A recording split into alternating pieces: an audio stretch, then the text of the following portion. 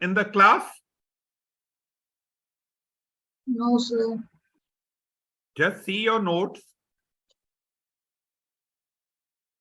Simran must have discussed this question. This question has come several times.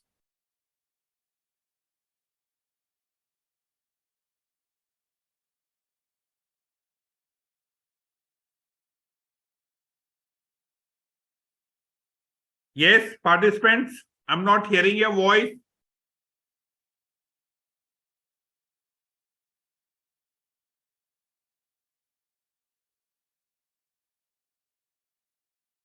Am I audible? Yes, Yes, sir. sir. Yeah. Have you done this question? No, sir. No, sir. Are you sure? Yes, sir. And what about this question? This question? Done, sir. All of you have done this?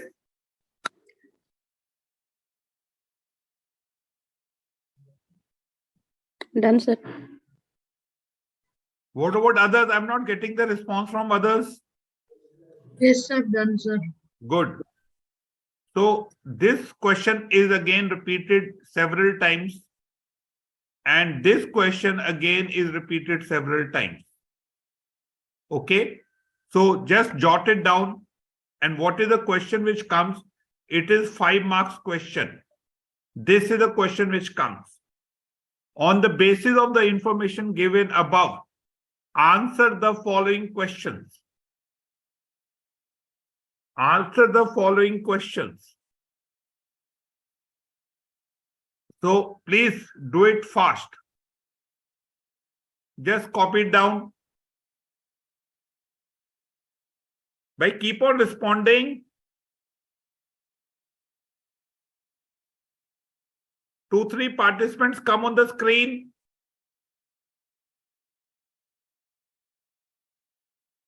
Two, three participants come on the screen.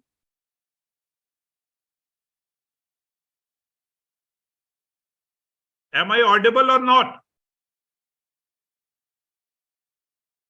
Hello? Audible, sir. Then why you're not responding? Are you still sleeping? No, sir. There are 33 participants and nobody is responding. Nobody is coming on the screen.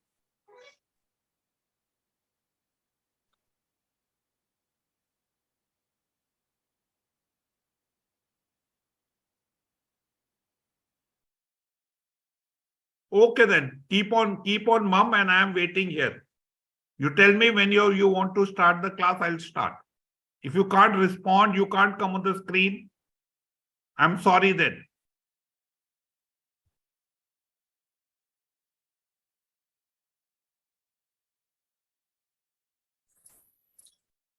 Good morning, sir.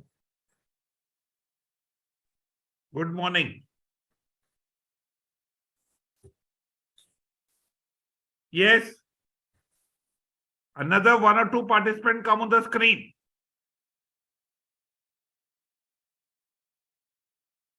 See, you're wasting your time. I have limited time. If you want to discuss, fine. Come on the screen and respond. If you don't want to discuss, fine then. Let me switch off.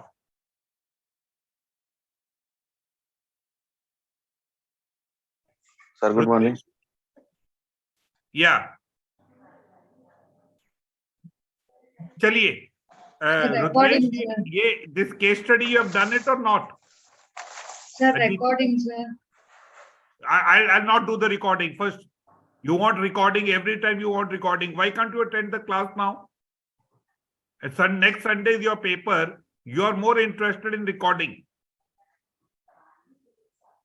Yes. Have you done this question or not?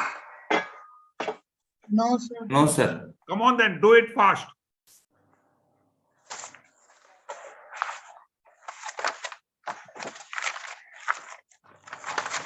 I only have 3 hours. Now it is up to you. What all you want to discuss? I have lot of recollected questions. If you don't respond, then it is your loss.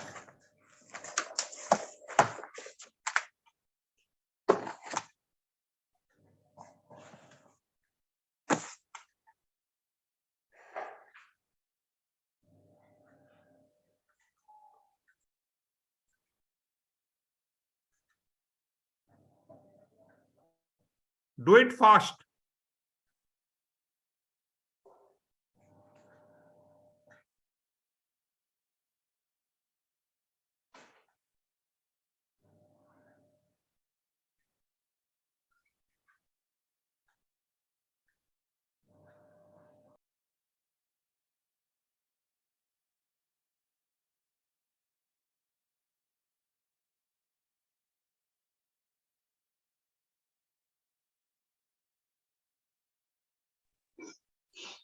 Sir, good morning, sir. Good morning.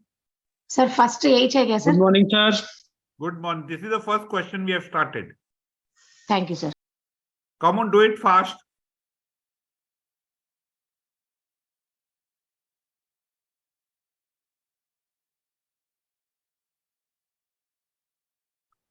Now, this question has been repeated several times.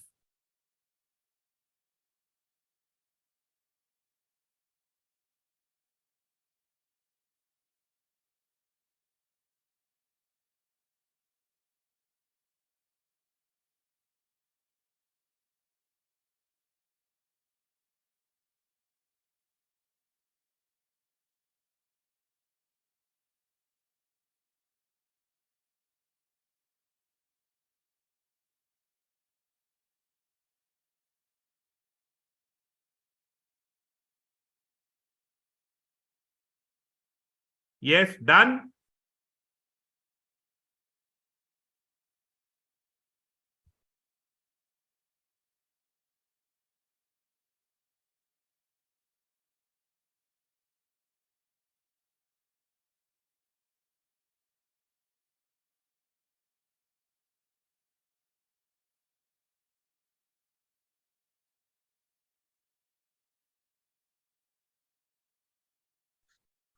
Sir question को लिखना है क्या sir? और तभी तो solve करोगे. ये question आपको आएगा. ये उन्होंने डाटा दिया है, उसके बाद ये 5 क्वेश्चन थे इसके साथ. ये 5 क्वेश्चन थे. These were the 5 questions. So first write down the question, this data.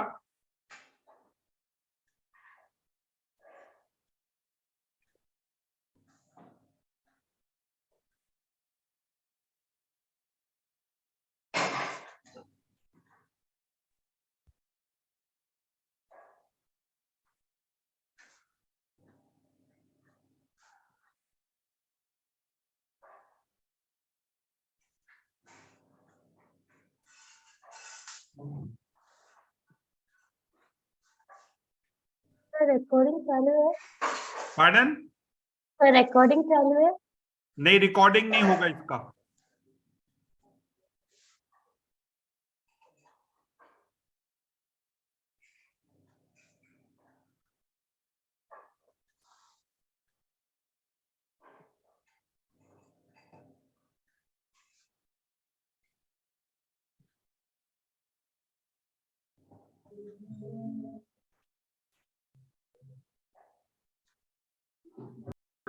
Sir, is office people available today, sir?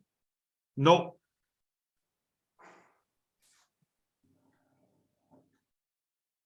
Yes, done. Sir, 1 minute. Sir.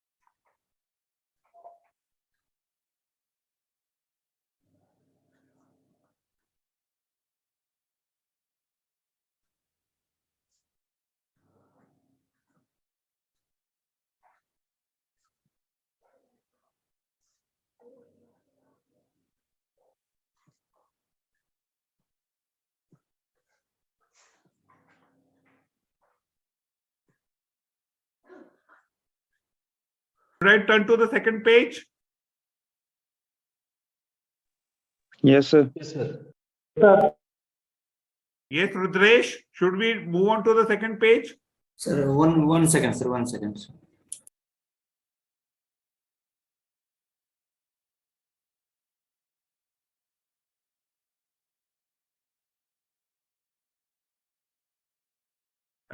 All those who have done, classify, put these items in the pigeonhole.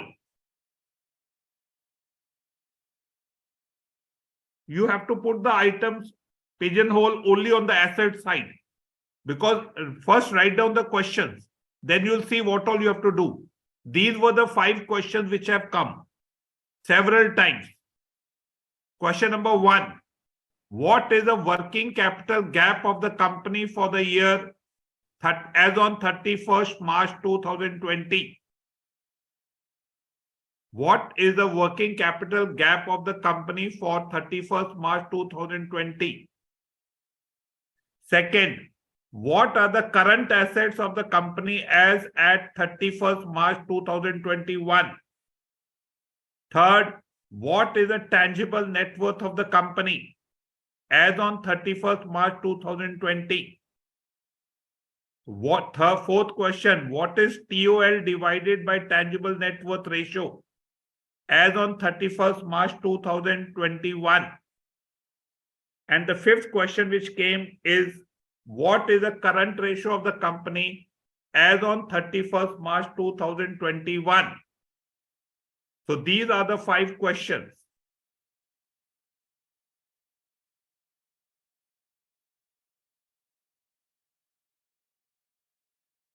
You need not write the options. We'll do it in the class.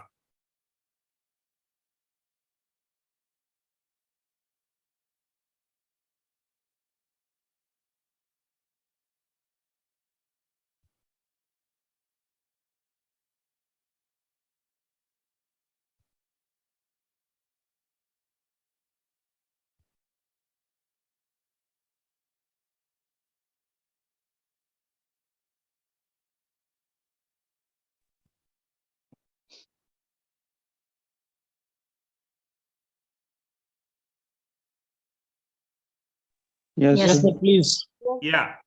So the first question is, what is working capital gap? Yes, who will tell me? Theory first. What is working capital gap? Current assets minus current Current asset liabilities. minus other current liabilities. Total Yes. current assets minus OCL. Total current assets minus OCL. What is OCL?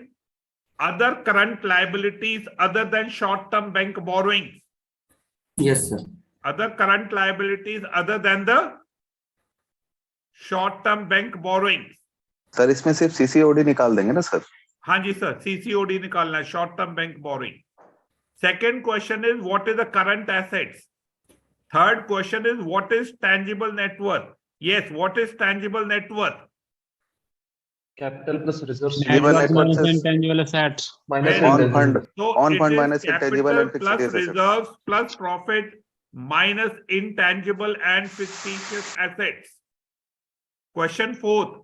What is TOL divided by tangible net worth? Yes. All the long-term liabilities by tangible net worth. TOL is total outside liabilities. It is Okay. your borrowed funds plus Borrowed current fund plus liabilities. current liability. Total net worth. When the question is debt equity ratio, when the question is debt equity ratio, then it is only borrowed funds divided by tangible net worth. But when it is TOL, it is total outside liabilities divided by tangible net worth, then it is borrowed funds plus current liabilities divided by tangible net worth. And the fifth question is, what is the current ratio? So current Current assets ratio divided by is current your liabilities. current assets Current divided by liabilities. current Current liabilities. liabilities. So you have to be very particular about the years. The first question is for first question, third question, and fifth question is for as on 31st March 2020. Whereas your second question and the fourth question is for 31st March 2021. 21, 21. sir. So you have to be very careful. Okay. Now let's start. Now the basic problem where the participant face on the asset side. On the asset side, you have to divide, you have to classify, put it in the pigeonhole. Asset side, liability side, you don't need to put it in the pigeonhole because here the current liabilities are very clear. So in the liability side, your own fund is your first two items. Borrowed fund is your term liabilities, and your short-term bank borrowings and your sundry creditors are your Current liabilities. current liabilities. Okay. So in the working capital gap, you require total current assets minus OCL. OCL is total current liabilities other than short-term bank borrowings. Other than short-term bank borrowing. So what is the short-term bank borrowing? CCOD. Yes, sir. It is only your 2015 CCOD. लिखा हुआ है। CCOD. Okay. So now the real problem where the participants go wrong is in the classification of your assets. Your net block is what? Sir इसमें इसका मतलब sir total current liabilities में short term और sundry creditors दोनों होगा ना, CCOD तो इसमें है नहीं। तो इसमें एक ही आइटम हो गया ना, सन्ड्री क्रेडिटर ही माइनस होगा। बेटे शॉर्ट टर्म बैंक बोरोइंग क्या होगा? ये सीसीओडी है। हाँ सर, हाँ ओके। ओके, चलिए अब इसमें देखिए। सर इसको सही कर लीजिए इसमें। क्या? ये जो एज ऑन मार्च ना 31 मार्च 2015 लिखा हुआ है, इधर को 21, तो ये अच्छा वो मैं कर दूंगा। ठीक है, ठीक है, फाइन, थैंक यू। चलिए 21 ही है सर। तो आगे 5 आ गया गलती से। Okay, so now the question which arises is where the participant go wrong is cash and bank balance is your current assets. Receivables are sir current assets. Current assets. Inventory. Yes. Current assets. Current assets, sir. Advance to suppliers of raw material.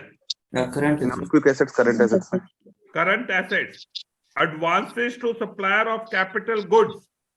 Current assets, non-quick assets. Now this is where everybody goes wrong. Advances to suppliers of capital goods will be part of your fixed assets because these advances have been made for purchase of capital goods.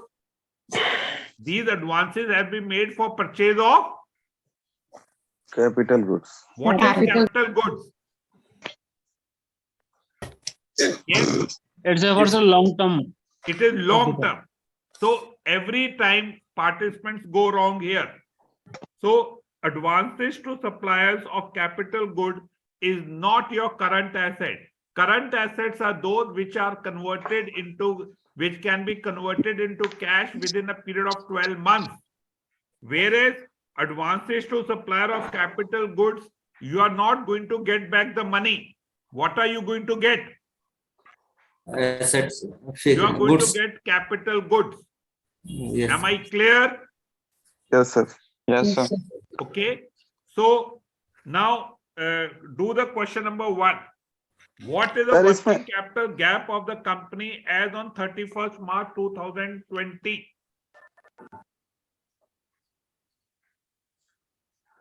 Sir इसमें gross block और less depreciation net block ये सब कहाँ जाएगा sir? ये सिर्फ उन्होंने ना एक्चुअल ले लिया है।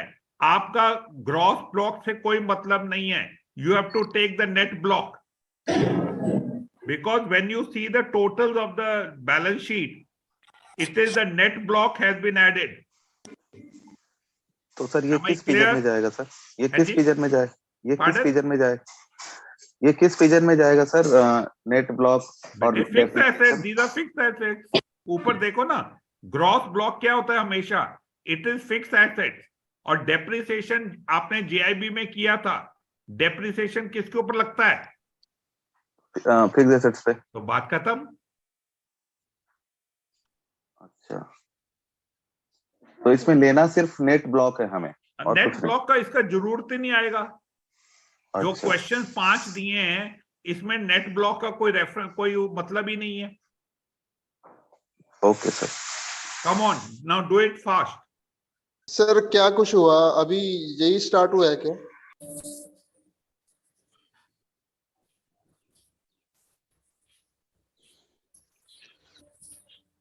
It has come several times.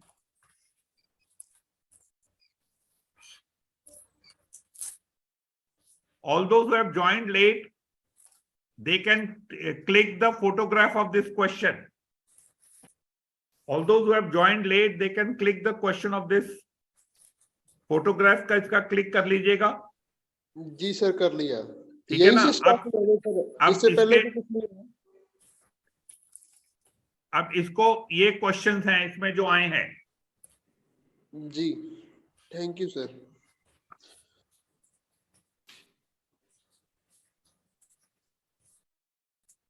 So shall I do it on the board? Yes, We'll sir. save time. Yes, sir. Yes sir. Okay, अब इधर देखिए,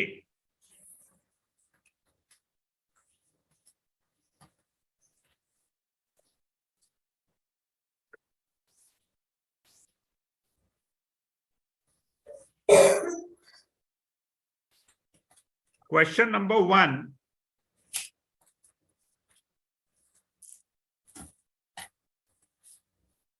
what is the working capital gap? Working capital gap for the year 2020.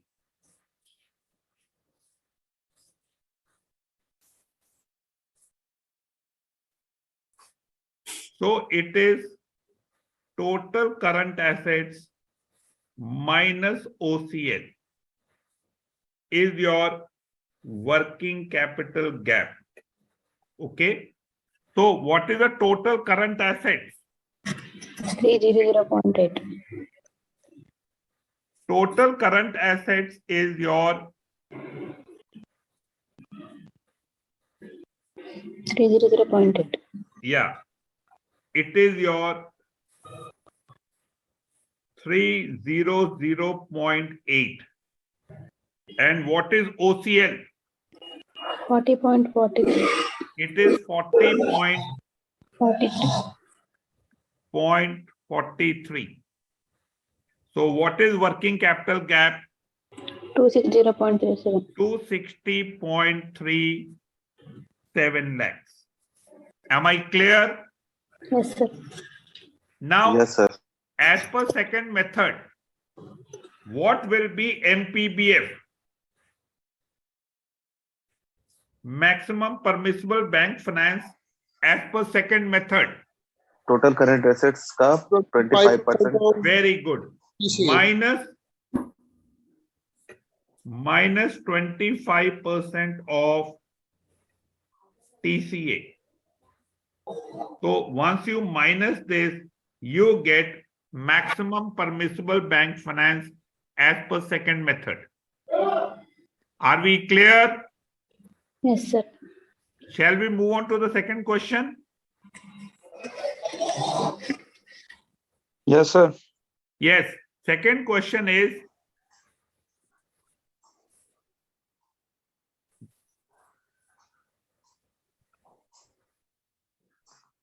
what are the current assets of the company as on 31st March 2021?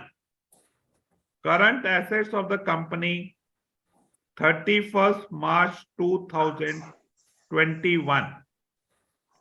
Very simple.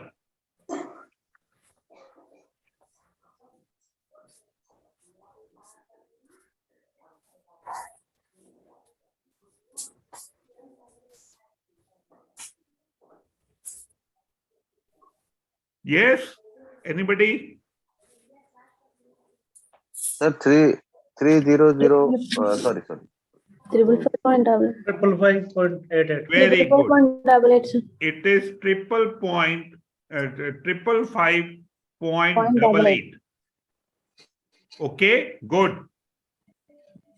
Third question. What is this is the second question. Third question. Total, what is the tangible net worth? Tangible net worth of the company as on 31st March 2020. So tangible net worth is owned funds minus intangible and fictitious assets. And this is 31st March 2020. You have to be very particular about the years. Yes. 341.91. Pardon? 341.91. Very good. So owned fund is how much? Owned 380. fund is how much? 380. Very good. Owned funds is 380 and intangible and fictitious asset is how much? 35.58 plus 2.51. Yeah. So 35.58 38.09. and 2.51. 9. 0. 38. 38.09. So you get 341.91. 341.91. Are we clear? Yes, sir. Sir एक बार ये interest and fixed assets कौन सा option था sir इसमें? हाँ जी sir. तो intangible and fixed assets कौन सी हैं? बेटे बैलेंस शीट में देखो सबसे नीचे प्री ऑपरेटिव एक्सपेंसेस. ये तो सर 1080 है सर. और नहीं 1000? नहीं सर ये तो टोटल है. 2.51 है सर ये तो. 2.51 है सर. 2.51. ठीक है ना? तो फिर ये 38 कहाँ से आया सर? ये जोड़ दिए क्या 33 वाले को? टेंजिबल नेटवर्थ क्या है? बट बेटे इधर भी तो देखो ना, लायबिलिटी साइड में क्या है? 380 है सर एक. बेटे लायबिलिटी साइड में देखो लॉसेस क्या हैं? ये एक्यूमुलेटेड लॉसेस तो इंटेंजिबल एंड फिक्स्ड. तो फिर इधर क्यों दिया सर? ये आपने ध्यान नहीं किया. So 35 point is your accumulated losses. These are your losses.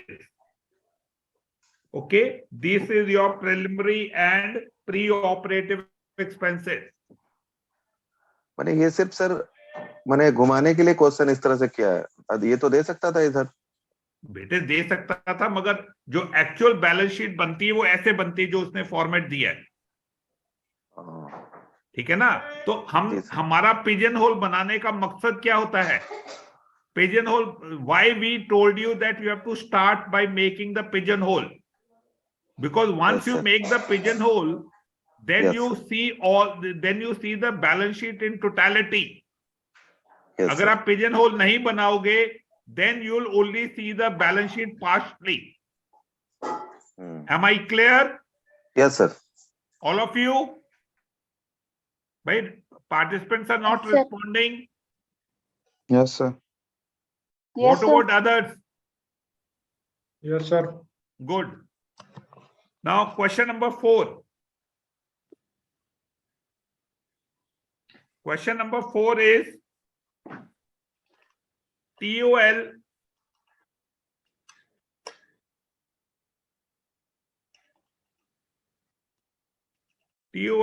divided by tangible net worth.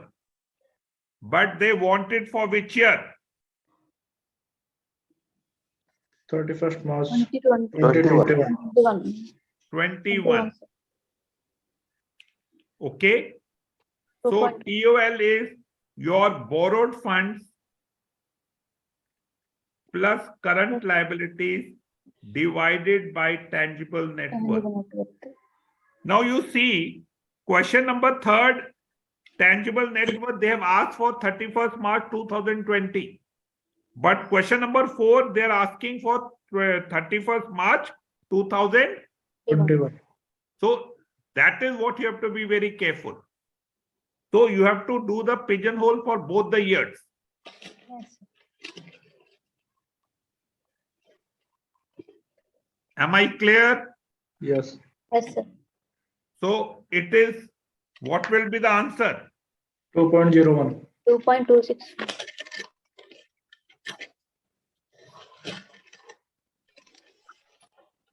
So it is 901.55 and your tangible net worth is 398.77. It is 2.26. 26. Are we together? Yes, sir. Sir, 1 second, sir. Yes, sir.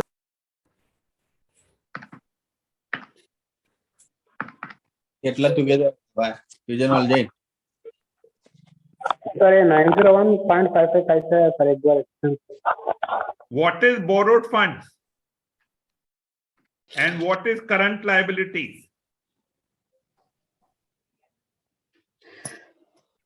Your borrowed fund is for the year 2021 is 608.30. And your current liabilities are 190. 90.27. It is 190.27 is your short-term bank borrowing and 102.98 is your sundry creditors. So you total this up, you get 901.55. Am I clear? Okay, sir. Yes, sir. And the 5th question is very simple. Excuse What me, sir. is the current ratio for the company as on 31st March 2020? Excuse me, sir. 1.4. Sir ये TOL में अगर unsecured loan दिए हो तो वो लेने हैं sir? Unsecured loans? अगर बैलेंस शीट में दिए हो तो वो TOL में इंक्लूड करना है sir? Bilkul. Because it is, you have to take your total current liabilities. Borrowed fund plus total current liabilities, whatever are the type of current liabilities, even provisions will be there. Even term loan installments payable within 12 months, even that you have to take. Unsecured loan की बात कर रहा हूँ sir, long term unsecured नहीं loan. नहीं, loan नहीं होंगे भाई। ऑल्दो हाँ, अनसिक्योर्ड लोन किधर आएंगे? Borrowed fund. वो बोरोड फंड में आ जाएंगे। ठीक है सर, तो थैंक यू। आपने टीओएल में क्या माइनस करना है? You have only to reduce your paid up capital and reserve, paid up capital, reserve and profit if any, वो माइनस करना है, क्योंकि वो किधर आ जाएंगे? वो टेंजिबल नेटवर्थ कैलकुलेशन में आ जाएंगे। और सर एक क्वेश्चन है सर, करंट लायबिलिटीज जब भी लेंगे सिर्फ उस केस में जिसमें क्वेश्चन रहेगा वर्किंग कैपिटल गैप वाला क्वेश्चन, सिर्फ उसी में शॉर्ट टर्म बोरोइंग्स को माइनस करेंगे, अदरवाइज सर और अदर्स क्वेश्चन में तो करंट लायबिलिटीज दोनों होगा। हाँ हाँ, अब भाई आपने network, if the question come what is net working capital, it is total current assets minus total current liabilities. But when it is working capital gap, it is total current assets minus OCL. And what is OCL? OCL is your total current liabilities minus CC oblique OD. Am I clear?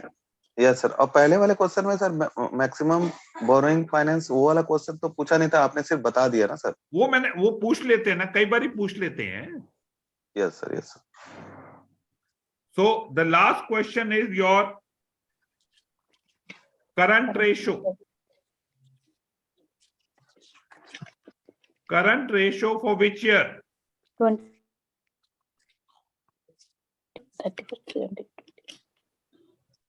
It is for 31st March 2020. So it is your total current assets divided by total current liability.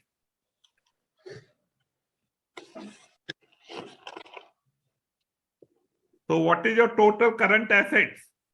30080.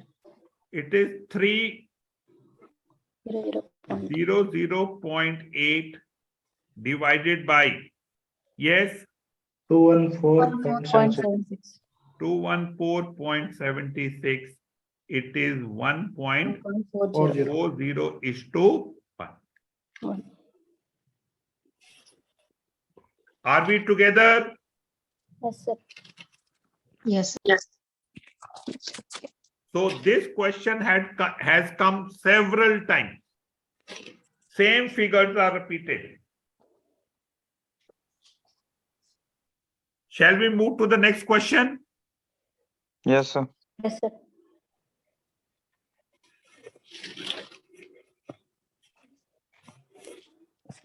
Now another question which has come is this. I think Simran has discussed. I have checked up. Yes sir, ये कर लिया है sir. हाँ, इसको thoroughly कर लो, ये भी बहुत बारी एज इट इज रिपीट होता है। ओके, अब एक ये क्वेश्चन करिए, ये किया था सिमरन सर ने? सर एक बार प्रीवियस ये भी स्लाइड किया लाकर है। दो ना सर। ये क्वेश्चन किया था कि नहीं? हाँ सर, ये क्वेश्चन सेम नहीं, एग्जैक्ट नहीं किया है, बट इस टाइप का क्वेश्चन सर ने कराया है। इसको करिए, फिर देखते हैं आपका कितना रिवीजन हुआ। करिए इसको।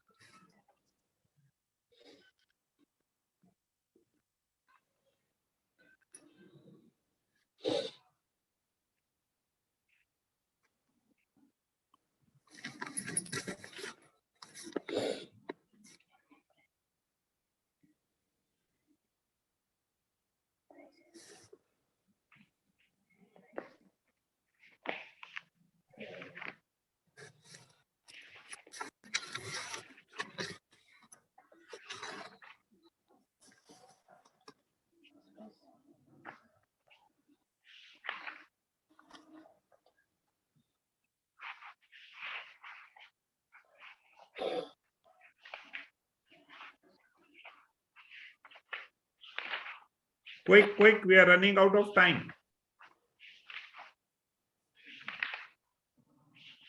इसको कॉपी कर लो. I'll do it so that we save time.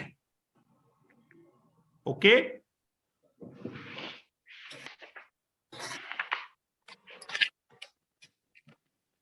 Interest expenses का क्या करेंगे सर? वो तो नहीं था उसमें क्वेश्चन में। क्या? इंटरेस्ट एक्सपेंस जो दिया हुआ है उसका क्या करना है सर? अभी कि टैक्स में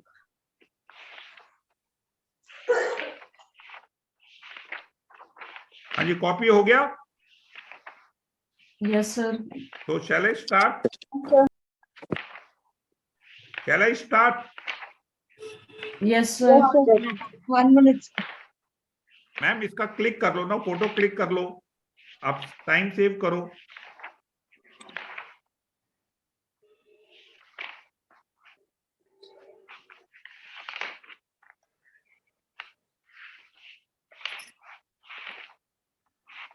हाँ जी, हो गया? Yes, sir. Proceed. इधर देखिए. Now, what is the data which is available?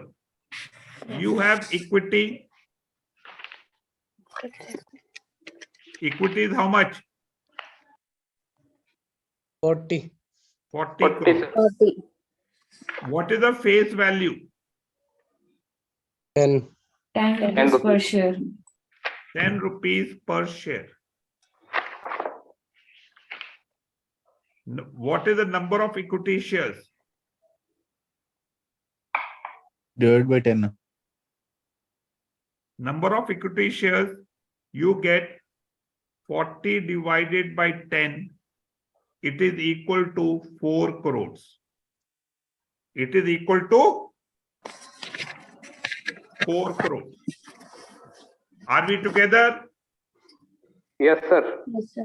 Now, what is the formula for EPS? Earning per share is equal to profit after Profit tax after tax by minus preference dividend divided by number of equity shares. Number of equity shares. Okay. Now, what they've given you in the question, they've given you PBIT. So you can put this also like PBIT, profit before interest and taxes minus interest plus tax plus preference dividend if paid any divided by number of equity shares. So once you do the numerator, what you get? Yes. Answer 4 होगा. 4 होगा sir. बिल्कुल ठीक है. So profit before tax is how much? It is 30. How much is the interest? 10 plus 4 plus 4 and your dividend is 0. So this is 16 divided by 4. So earning per share is 4. Are we clear? Yes, sir. Yes, sir. So the only catch which they give is they'll give you the formula is PAT, okay, but the data they'll give you is PBIT. Okay, so how to derive PAT is by deducting interest, tax, and preference dividend. Are we together? Yes, sir. Now, second question is very easy. P ratio. What is the formula for P ratio? Market price divided by earning per share into 100. So market price. What is the market price of the share? Sir कितना लिखा हुआ है देखें. देखो इसमें दिया हुआ है 80 divided by 4. It is 20. So it is 20. Am I clear? 1 second repeated, sir. Last one. Pardon? 1 second repeated, sir. Last one. P by Earning per share. Earning per share is market price. P is for the market price. E is for EPS. Sir इसमें into 100 नहीं करेंगे. क्यों? Percentage नहीं रहेगा. वो देखना है ना, वो तो आपने ऑप्शन में देखना है क्या क्वेश्चन है. आंसर परसेंटेज में मांगा है या कैसे मांगा है. तो समटाइम दे से 20:1. Sometimes they can ask in percentage. Sometimes they'll only give you 20. So that depends upon the option. Okay? Okay, sir. Yes, sir. So ये क्वेश्चन है जो आपको काफी ध्यान से ये क्वेश्चन जो आता है. ओके? तो ये बाकी तो सिमरन सर ने करा दिए थे. ये 2 क्वेश्चन थे जो आपको और करने हैं. एक आधा question again I will do sometime with you. Now how you have to prepare. इसके पहले वाला क्वेश्चन जो आपने बताया था सर, वो सिमरन सर ने जो करा दिया है, वो क्वेश्चन दे दो सर, हम लोग वो कर लेंगे, रिपीट कर लेंगे अपने. कौन सा वो स्टॉक टर्नओवर रेशियो वाली. वो आपने किया नहीं? वो करा है सर. ये डेटा के हिसाब से नया है, तो इसको हम लोग फिर से कर लेंगे. डेटा सेम है बेटे. मेरा डाटा और सिमरन का डाटा सेम है. Okay sir. हाँ, हमारे दोनों में कोई फर्क नहीं है. ओके सर एक बार वो क्वेश्चन दे दो सर, स्क्रीनशॉट सर वो करा देती सर. नहीं सर, वो क्वेश्चन दे दो बस एक बार सर, स्क्रीनशॉट ले लेंगे. ओके.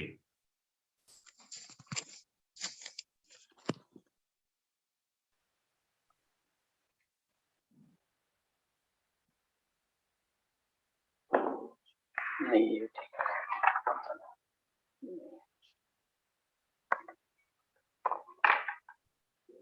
ये है क्वेश्चन. ये क्वेश्चन बहुत बारी रिपीट हुआ है. Every year after the paper I am told by the participant, sir वो वाला क्वेश्चन आ गया था आपका. 5 मार्क्स का ये क्वेश्चन होता है. तो इसको करवा दो. Thank you. इसको करा दीजिए सर. सर प्लीज करा दीजिए. ओके चलिए, पहले आप ट्राई करिए ना, 2 मिनट ट्राई करिए, उसके बाद मैं तो करा ही दूंगा आपको.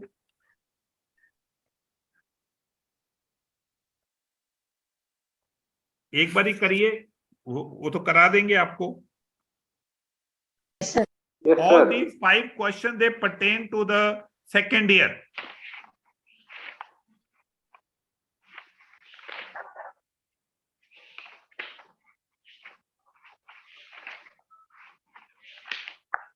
इसका फोटो क्लिक कर लो, then we'll do the numerical.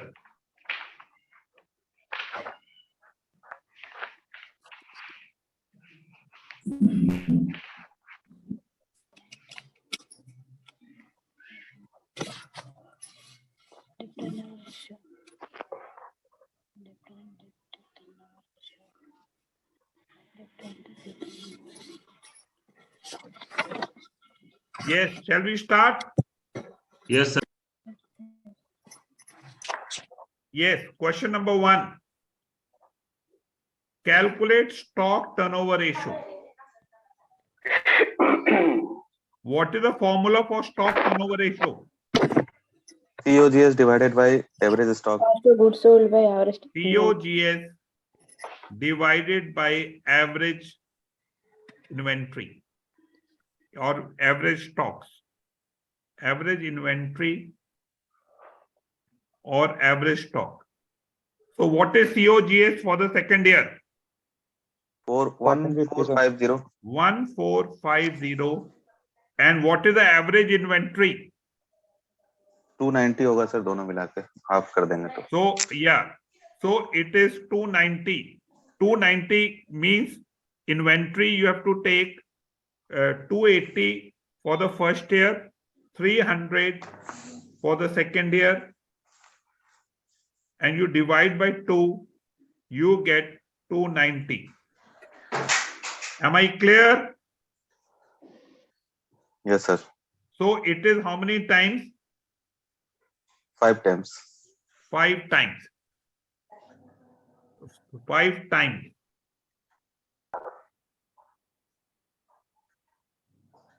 Suppose they ask you question in month, then what will you do? 12 divided by 5. Very good. So if the question is in month, then it is 12 divided by 5. Okay, so it will be how many? 2.4. 2.4 months.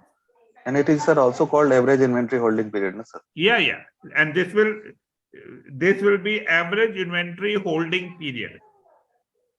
average inventory holding period, because here we are talking in terms of months, or it can be in terms of weeks also. Okay, sir. Okay. Now, second question is debtor turnover ratio. Debtor turnover ratio is Net credit sales divided by debtor average turnover receivable. ratio. It is your net credit sales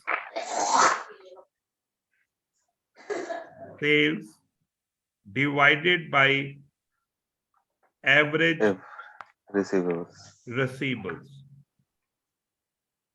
Receivables or debtors. And again, the question is in times. Okay. So how much is the net credit sales? So they have not given you net credit sales. So you will take the actual sales. It is 2,000 and average receivable is how much? Simple. 1,000. 500. So it is 4 times. It is. Are we together? 4 times. Yes. Yes, sir. 4 times. Question number 3. Creditor turnover ratio.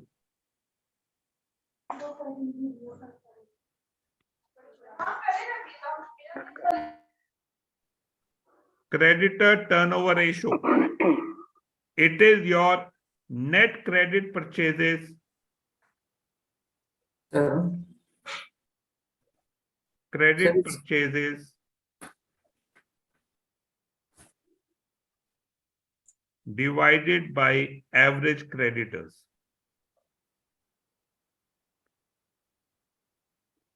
Creditors. Again, it is in times. So what is your net? So what is your purchases for the second year? 1,500. And what is your average creditors? 375, sir. 375. So again, this is 4 times. This is 4 times. 4 times. Now, question number 4 and 5, they are talking in terms of months. Average bill collection, it is months. So it is very simple. Bill collection is for what? Bill collection, it is payable or receivable? Payable, sir. No. Receivable. Receivable. So Receivable. it is simple. 12 divided by, yes, what was the debtor turnover ratio? 4. 4, sir. 4. Sir, 3 months. In the earlier question number 2, this 4 is, we have got it from where? This 4 we have got it from where? Turnover ratio. Pardon? Turnover ratio. Yeah, where? It is which question we have got this 4?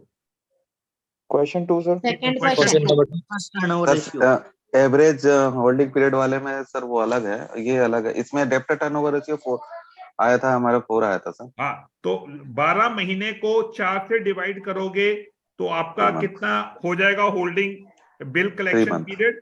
3 months. Okay? Are we together? Yes, sir. Yes, sir. Sir Next question number sir उसमें लेकिन sir वो 360 days दिया है sir, जो कौन सा sir?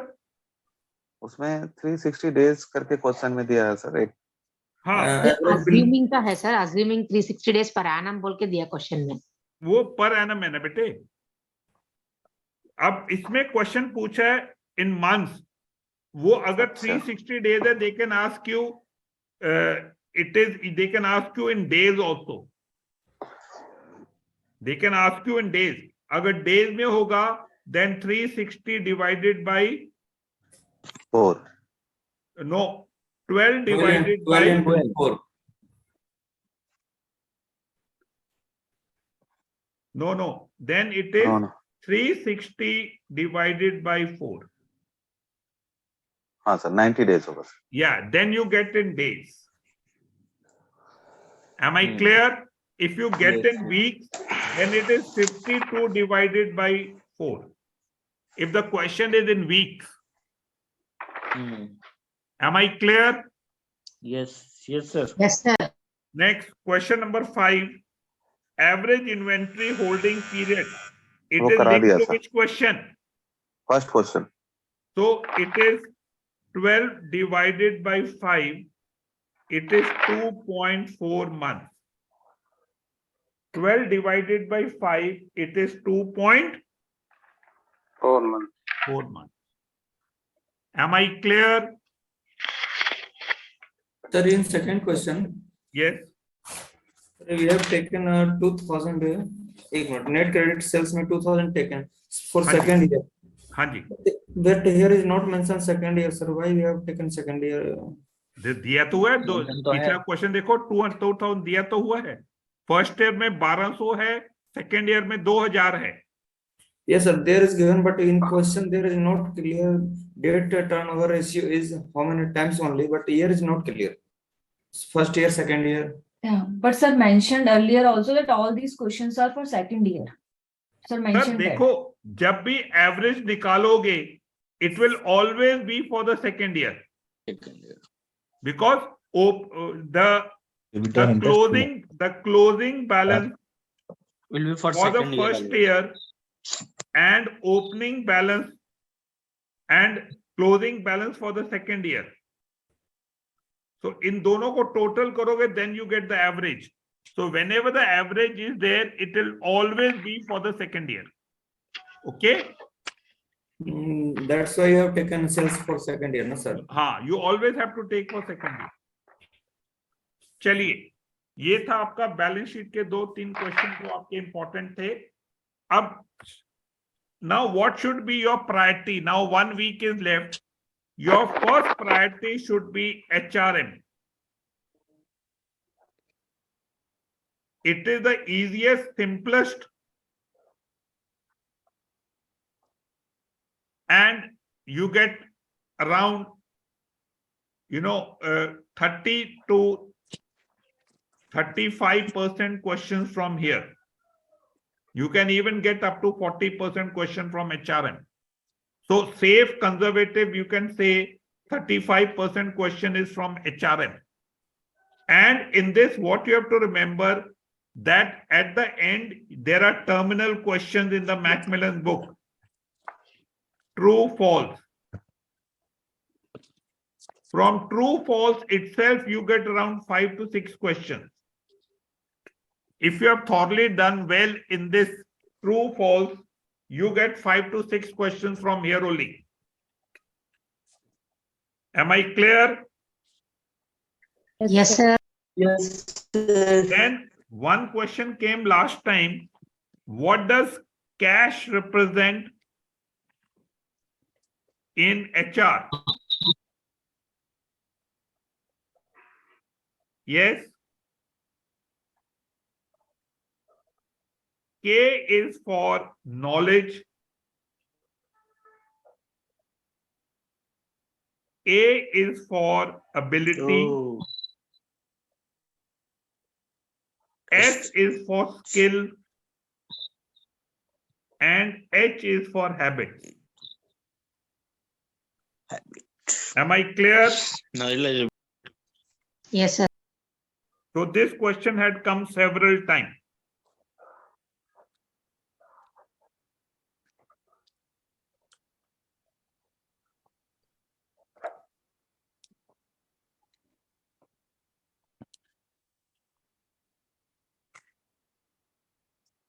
Which price index is used in India? CPI. It is Consumer CPI. WPI. Consumer WPI. Consumer Price Index. Consumer Price Index is used in India. What is the base year of Consumer Price Index? In Macmillan, sir, in Macmillan, it is given as WPA. Pardon? No, ma'am. That was up to 2017. With effect from 2017, RBI has switched over to consumer price index. And this shifting to consumer price index, it was on the recommendations of Dr. Urjit Patel when he was the deputy governor. Am I clear? Yes, sir. And for CPI, the base year is 2012. 2012. Okay. Now, what is the medium term inflation target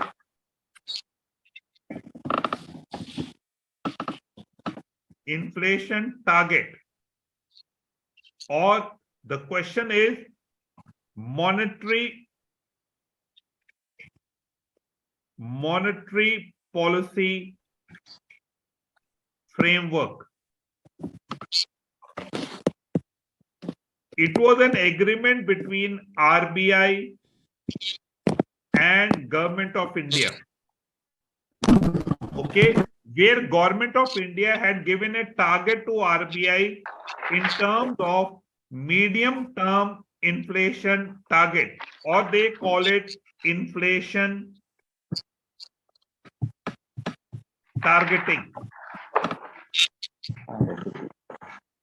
Okay, yes, anybody? What is the target? It is 4% plus minus 2%.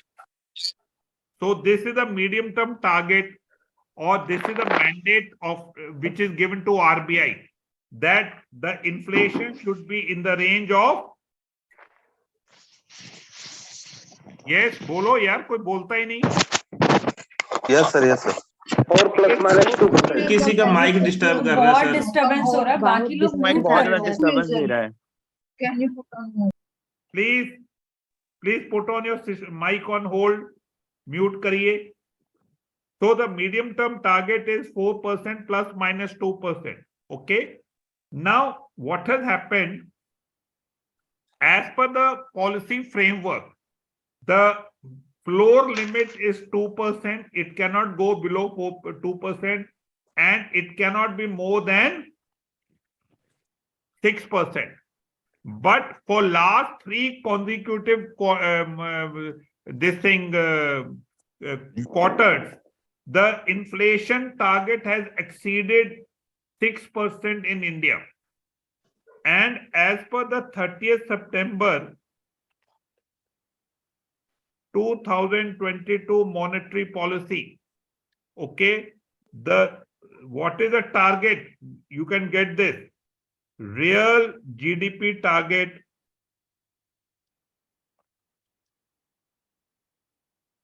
for 2022-23 was earlier it was 7.2%. Now they have reduced it to 7%. Am I clear? Yes, sir. Yes, sir. So the real GDP target as on for the bi-monthly 30th September has been reduced from 7.2% to 7%. And the inflation target, inflation at present, they found that for the target they've given is 6.7% for the year 2022-23. Okay?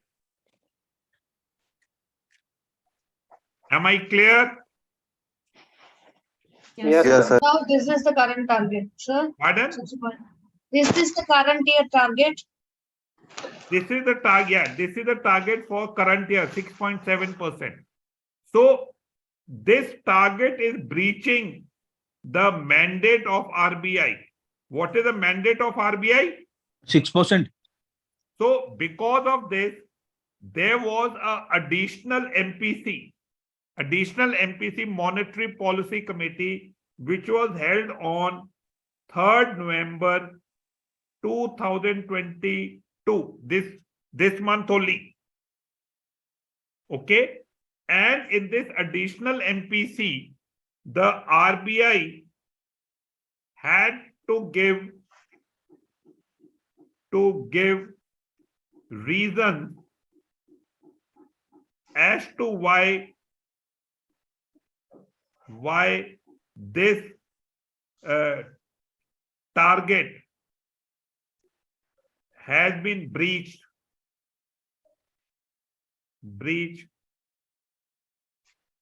for 3 consecutive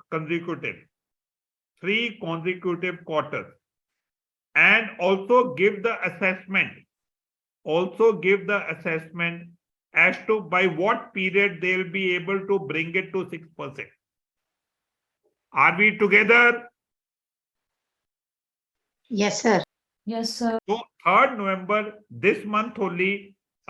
Otherwise, the normal meeting of MPC, Monetary Policy Committee, is bi-monthly. But the last meeting was held on 30th September. The last meeting was held on 30th September. Okay. So additional meeting RBI had to fix for 3rd November to give the reason as to why the inflation target has been breached, and give the assessment to the government. Government means Parliament, as to by what period they'll be able to restore the inflation target. Now, repo rate. What is this repo rate? Yes. Sir, repo rate is where banks lends from RBI. It is injection of funds. Injection of funds. Injection of funds by RBI. Okay. And what is the present repo rate? Yes. 5.90. 5.90. Now, earlier there was reverse repo. Earlier there was reverse repo. Now, what RBI has done is they have kept this reverse repo in the toolkit.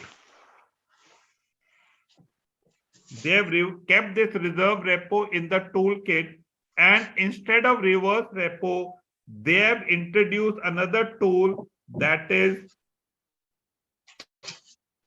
standing deposit facility. Standing deposit facility. So repo rate is, what does repo rate mean? It is absorption of funds. Reverse repo. It is a reverse of repo. That when the banks have surplus funds, they can park their surplus funds with RBI in the reverse repo operation. And standing deposit also means the same thing.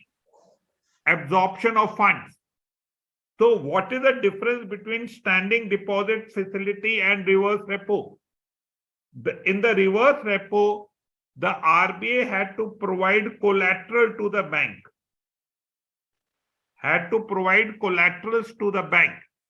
Whereas under standing deposit facility, RBI has not to provide any collaterals to the bank. Am I clear? Yes. Ajitesh? What is this toolkit, sir? Yes, sir. Yes, sir. हाँ, समझ आ गया ना ये point? हाँ sir, हाँ sir, ये tool kit का मतलब है, टूल किट का मतलब है इसको आरबीआई ने अपने डिब्बे में डाल दिया, कोल्ड स्टोरेज में डाल दिया कि इसको अभी हम यूज नहीं करेंगे, जब जरूरत पड़ेगी, whenever we need, then we are going to use it. तो सर ये रिवर्स रेपो का रिप्लेसमेंट है standing deposit facility? Yes yes, okay, इसका मतलब सेम है, एब्जॉर्प्शन ऑफ फंड्स, ओके। मगर फर्क क्या है, in the reverse repo RBI had to provide collaterals to the bank in terms of government securities, but under the standing deposit facility RBI has not to provide the collaterals to the bank. Am I clear? Yes, sir. Yes, sir. So what is the repo corridor? What is the difference between repo and SDF? Sir, repo में Injection of fund and exhaustion of fund. It is minus 25 BPS. This is a repo corridor. And between bank rate and marginal standing facility, it is plus 25 BPS. ये जो आपका corridor है ये fix है, plus 25, और ये तो repo rate को क्या कहते हैं? रेपो रेट को कहते हैं पॉलिसी रेट। रेपो रेट को क्या कहते हैं? पॉलिसी रेट, या इसको कहते हैं repurchase rate. Repurchase rate. So RBI only changes the repo rate. This corridor is fixed. So when repo is 5.90, what will be the standing deposit facility? 5.65. 5.65. And what is the bank rate oblique MSF? 6.15. 6.15. So this is the latest which you have to remember. Am I clear? Yes, sir. तो ये question आ सकता है, repo, standing deposit facility, bank rate, okay, and repo and reverse repo is also called liquidity adjustment facility. It is also called liquidity adjustment facility. Which one? किसको कहते हैं? Which one do we call liquidity adjustment facility? Ma'am, repo and reverse repo. Repo and reverse repo is also called liquidity adjustment facility. Yes, because of absorption and infusion of. Yes, injection and absorption of funds. Okay. And what is MSF? Marginal standing facility. It is an emergency lending window of RBI. For MSF, it is marginal standing facility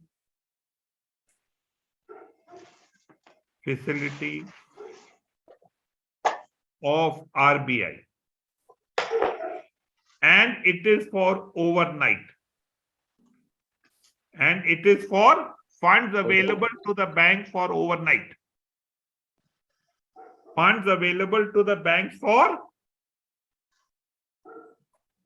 Are we clear? Yes, sir. CRR. What is the present CRR?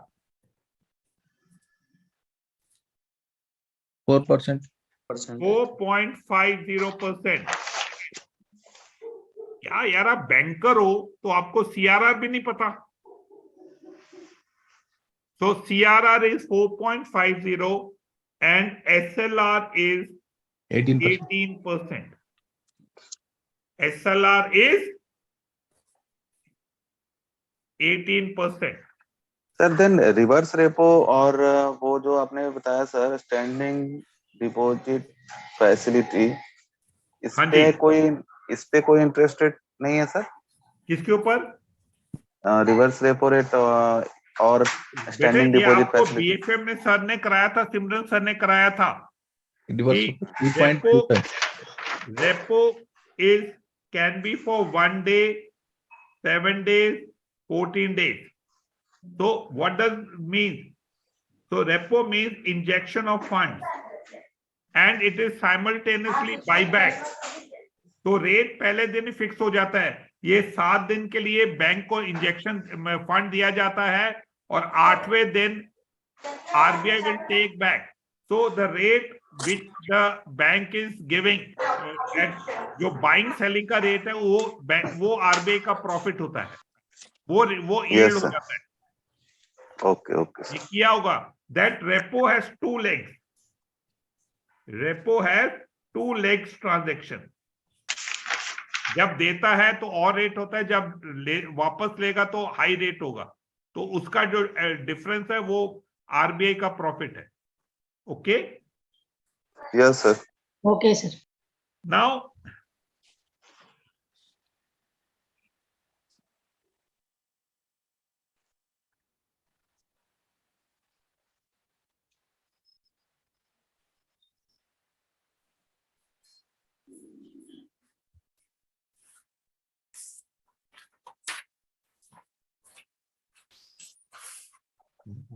what criteria should be used to find out best fitting straight line?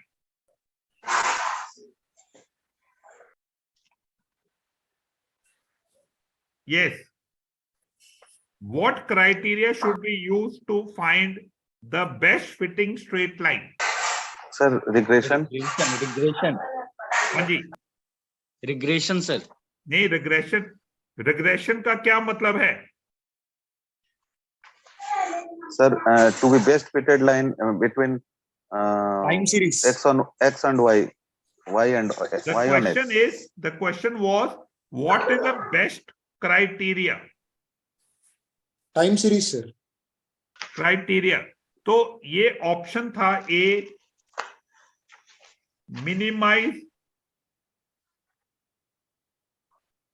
minimize the sum of deviations around the line, यही है sir, answer यही होगा, minimise the sum of deviation around the line. B is maximize, बाकी सारा same है। C, the line that produces that best reproduces the normal equation.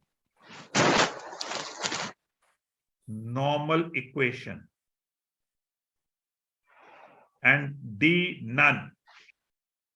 So what is the answer? Sir, A, minimize the sum of deviation Answer around the is line. A. Answer A. So minimize the sum of deviation around the line. Okay. उसके बाद question ये बहुत बारी repeat होता है। Choose the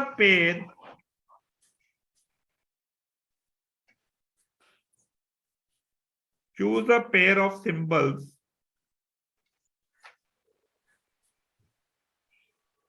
that best completes this sentence.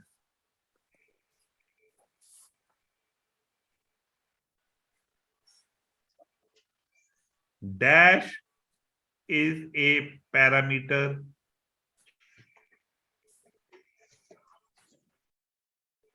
whereas dash is a statics. Population and sample. Okay. Options are A, N, mu, B, sigma and small s, C, N and N, D, all of these? Option C, sir. N and C, small. option C. Option C. C. Have you gone crazy? A, sir. बस A. ठीक है, तुक्के लगाओ. A, sir. B. Answer is B. Choose the proper. Parameter का क्या signal होता है? सिर्फ ये पॉपुलेशन.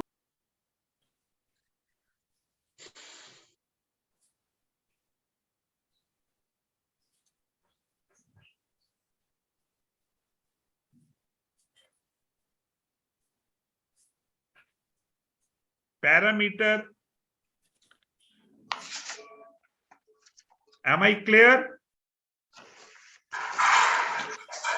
फिर सी भी तो हो सकता है. क्यों C क्यों होगा? तो सर ये तो स्टैंडर्ड डेविएशन का है ना. हाँ, Size of population. इधर देखिए. N would be the size.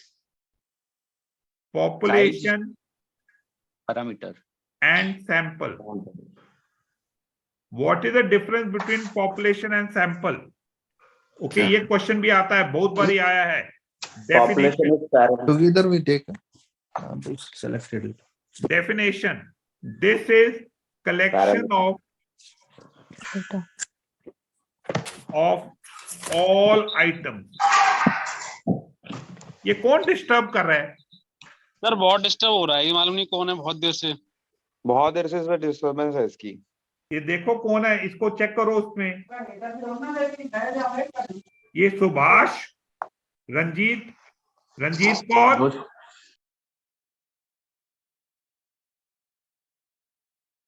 This is collection of all items and this is part of the population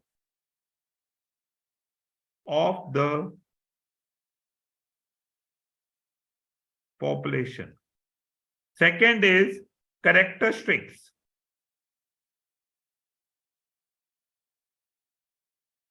Characteristic. In this it is parameters.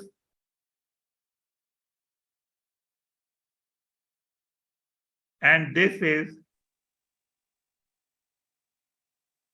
statics. Third, symbols. Okay, size is N, mean is mu, and standard deviation is sigma. इसमें size क्या है? Small n. It is N and mean is X bar and standard deviation is small s. Yes. Am I clear? Yes, sir. Third option में sir N और small N ही है. Third option में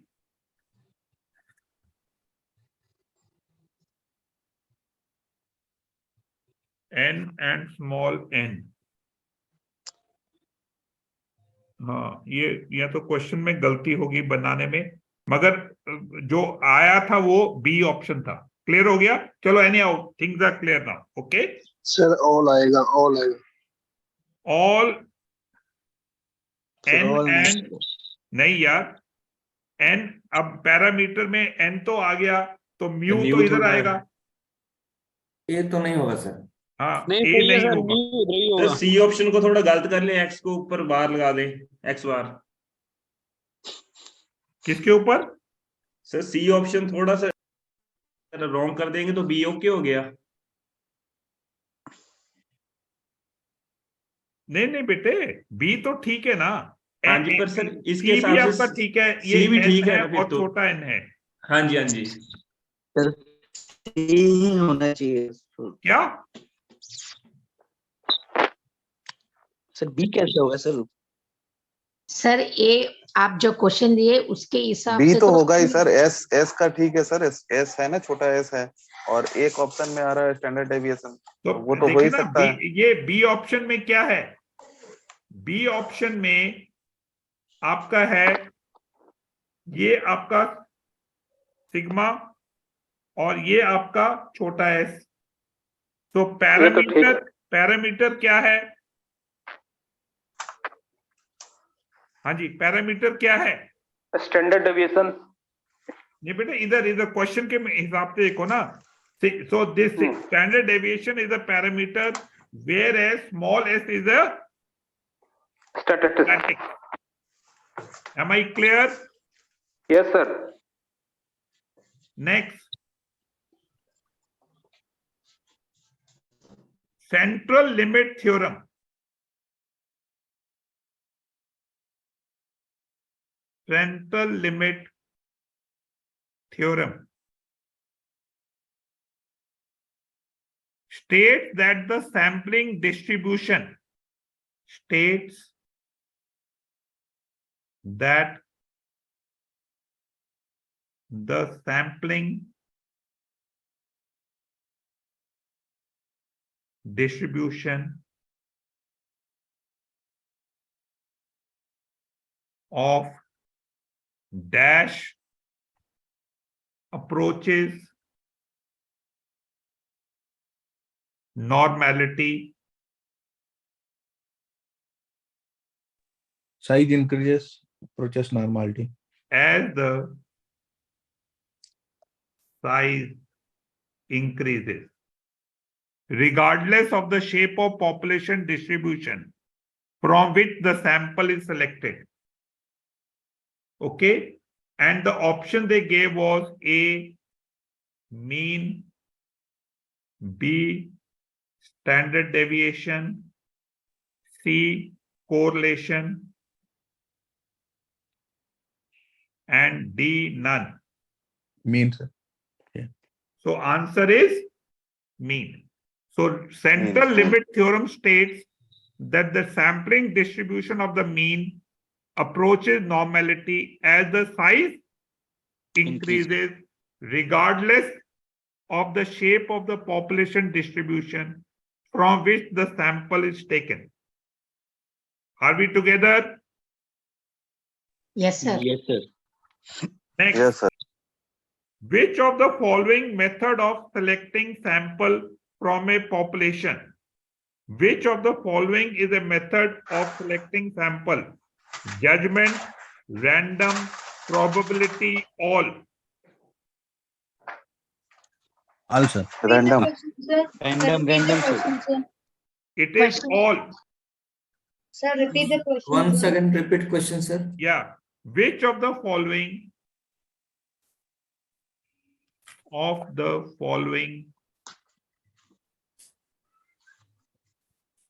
is a method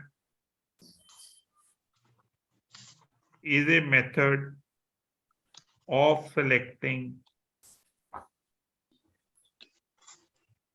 sample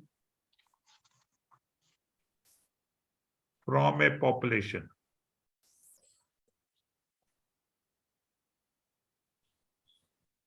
Okay, and the options are A, judgment sampling, B, random sampling, C, probability, and D, all. Answer is all of these.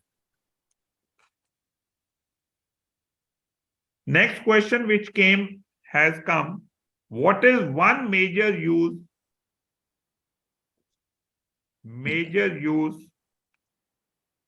of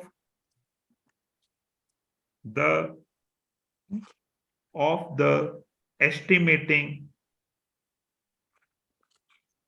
equation? One of the major use of the estimating equation. Option A, simple knowledge.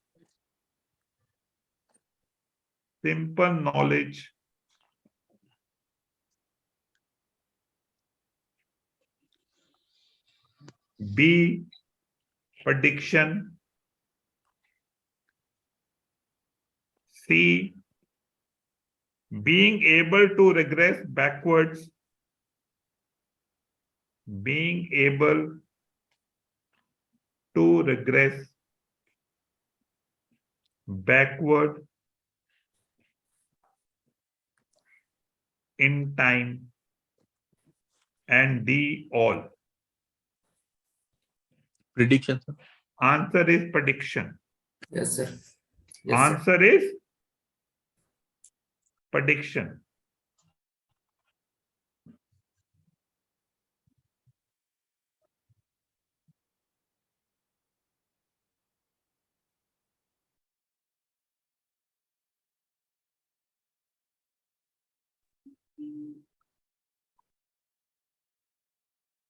Which of the following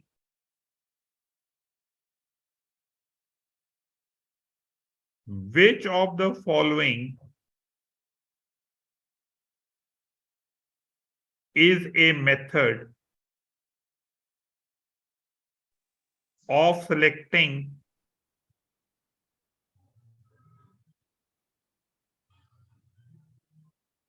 तो ये तो कर लिया हमने. हाँ, ये question है, बहुत बारी रिपीट हुआ है. सर HRMS में से बता दो ना कुछ. एक क्वेश्चन आता है, ये क्वेश्चन बहुत बारी आया है.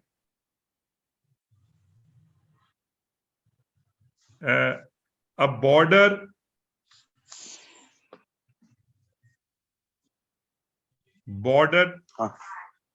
petrol Census. check हाँ सर, post, इसका नॉन आंसर होगा. कोई भी सैम्पलिंग नहीं यूज होता. check post that stops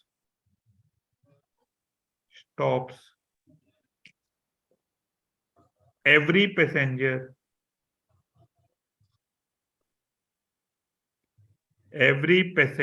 van is using. Census. Very good. It is census. कोई सैम्पलिंग में नहीं आता ये. okay.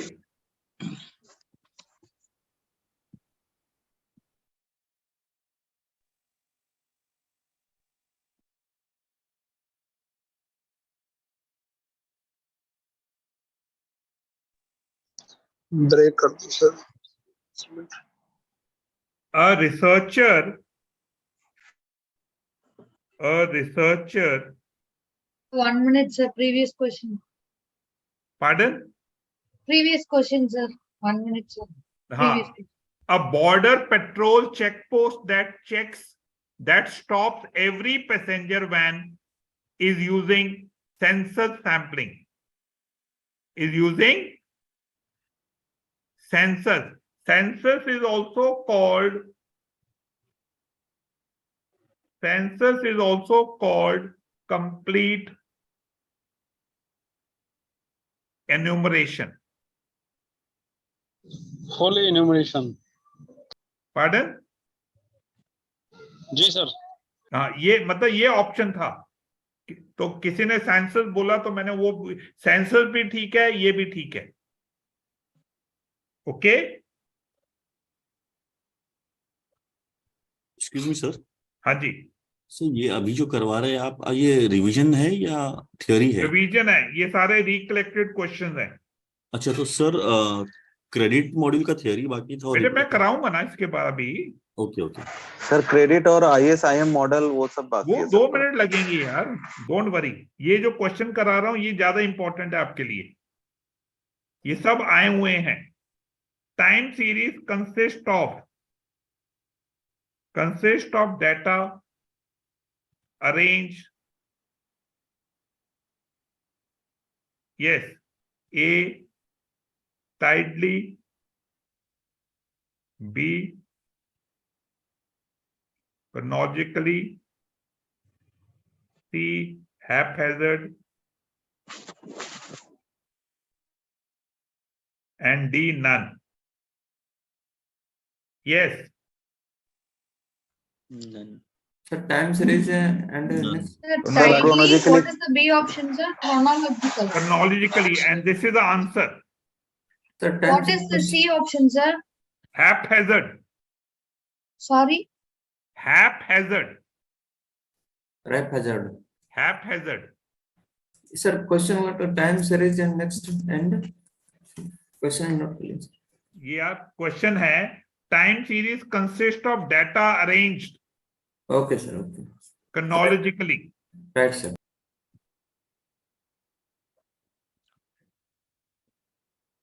The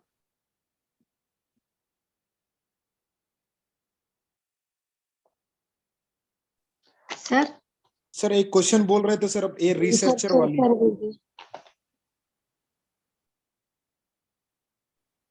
probability theory has its origin in which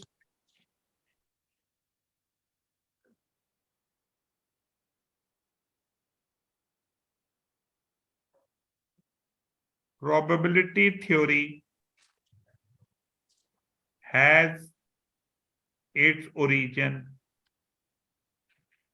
in A, gambling, B, sports, C, traveling, D, none. Gambling. Answer is gambling. Answer is gambling.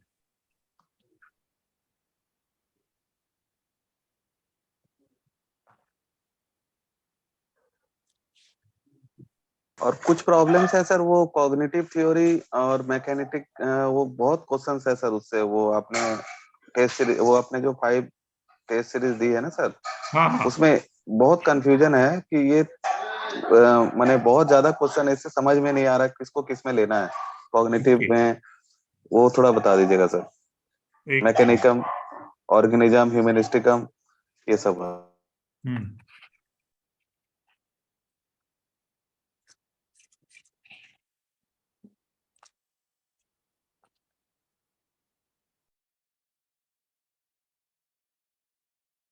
एक तो question जो बहुत बारी आते हैं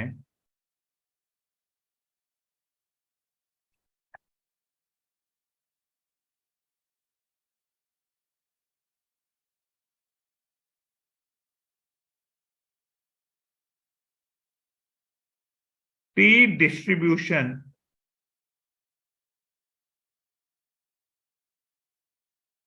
was discovered by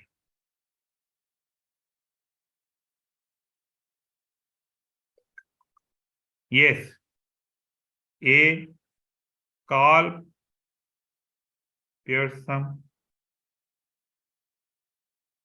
B, Kingborough,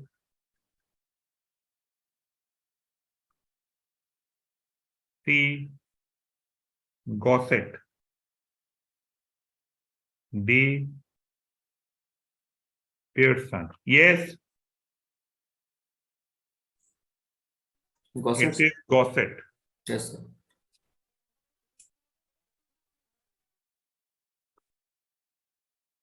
The moderate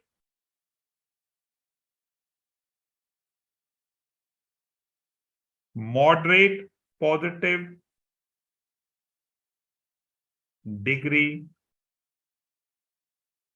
of correlation ranges from ये तो आप मुझे ऐसे बता सकते हो moderate positive 0.25 to 0.75. pardon Plus 0.5 to 0.75. very good 25 to 0.75 इसका पूरा ही करा दो सर 0.25 ये आंसर है बाकी क्या करना करके आपने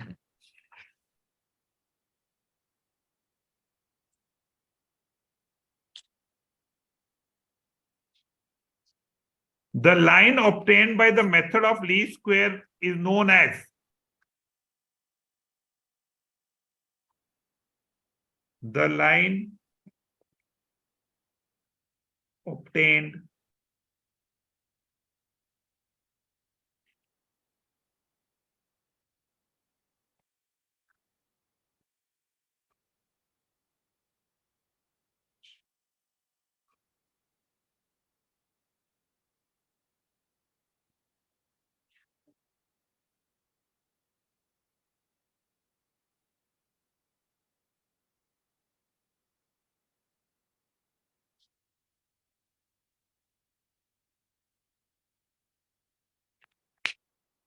line obtained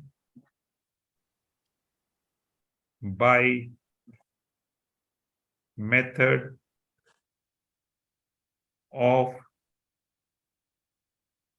least square is known as line of yes.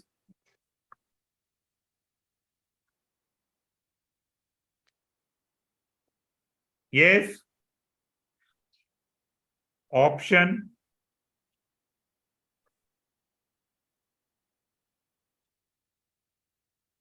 A, scope, B, least square, C, best fit,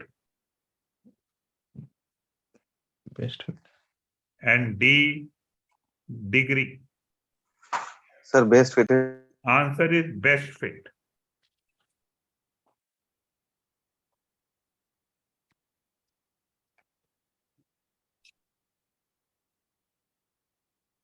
एक ये क्वेश्चन जो बहुत बारी आया है,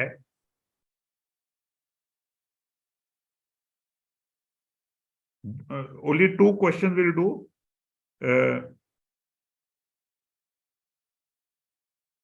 Mean value of weekly income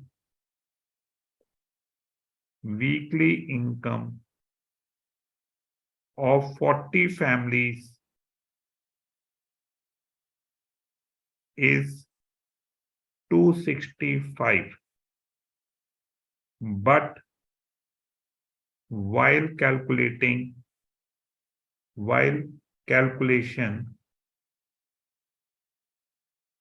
income of one family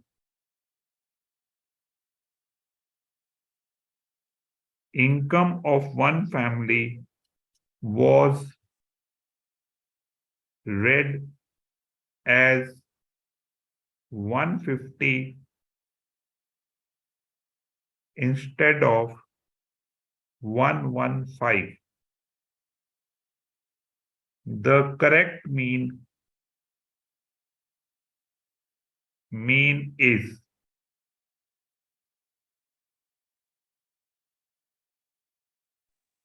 option A, 264, B, 264.11,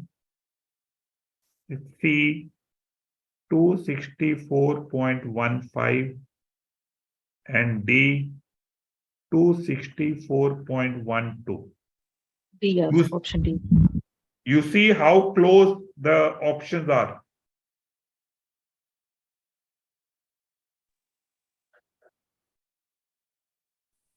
It is 264.12, sir. 264.12. Very good. Sir कैसे sir ये कैसे हुआ सर? ये आपका ये आंसर है. Okay. So, हाँ. Now let's do it. See what was the error? Read as 150. What was the correct? 115.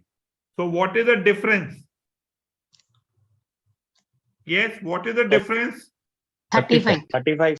35. Divided by Okay. 40. So Divided by 40.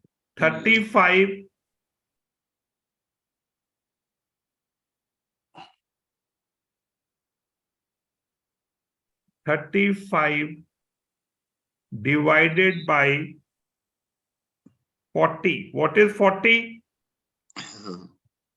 40 is n. Number of families. The number of families. Yes. So this works out to how much? 0.875. 0.87.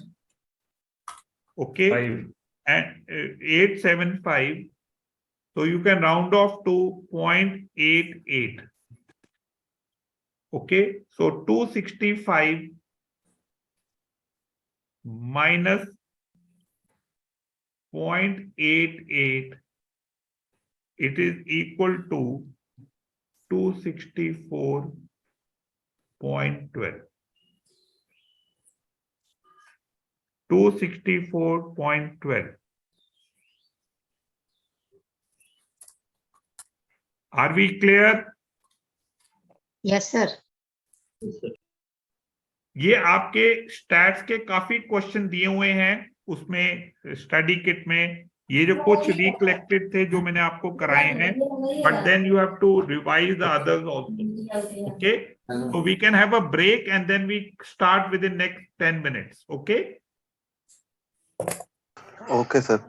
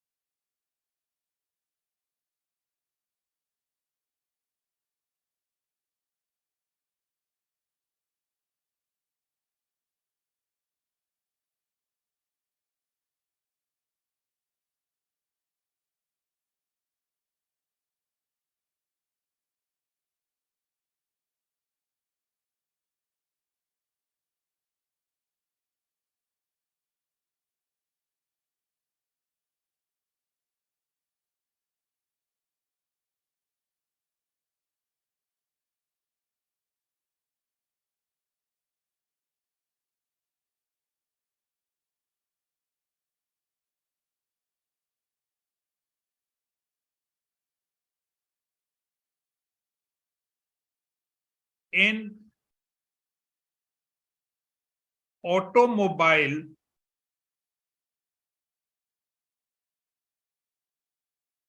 market,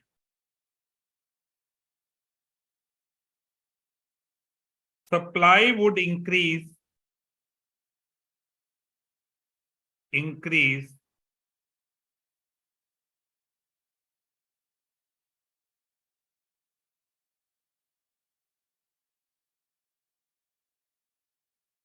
in automobile market, supply increased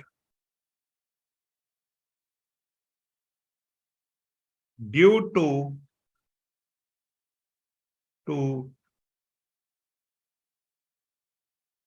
computerized design and manufacturing, reduce the labor required, reduced the labor required to produce cars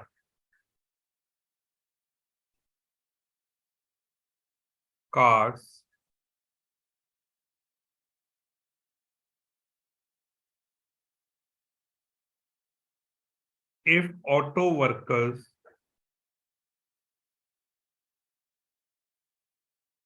took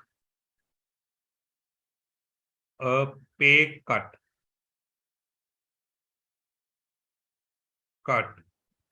if there were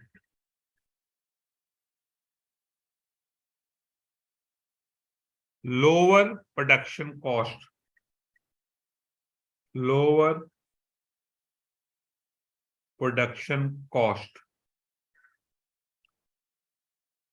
in Japan. Okay, so ये question है जो this paragraph I have copied from the Macmillan book. It is given on your page number 18 and 19. In the Macmillan book, page number 18 and 19, this question is given, and every year this question is repeated. And the question which they ask is,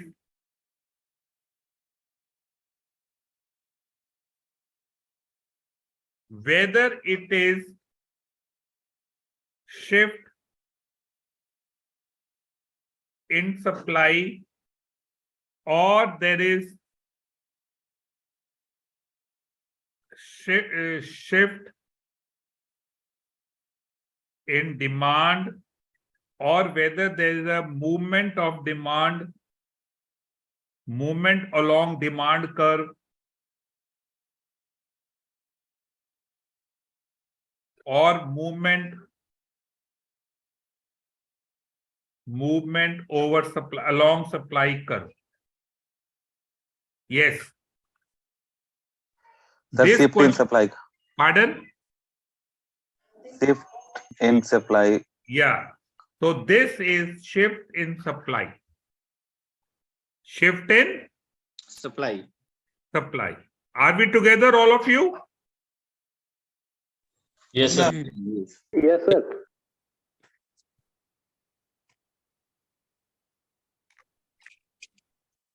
So this question is repeated. Then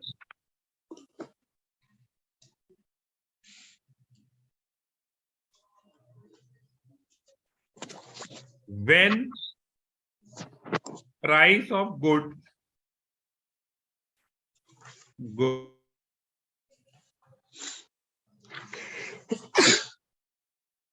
per unit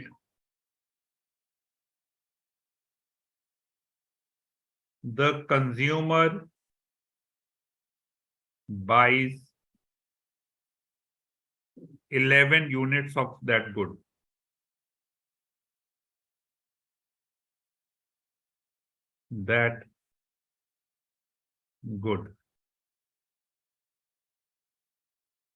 When price rises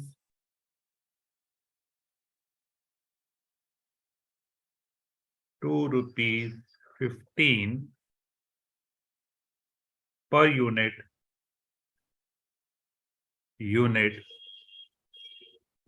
the consumer continues to buy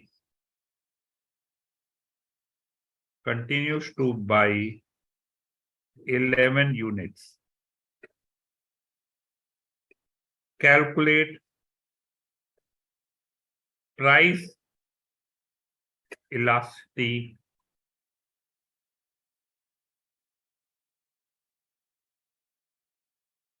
yes.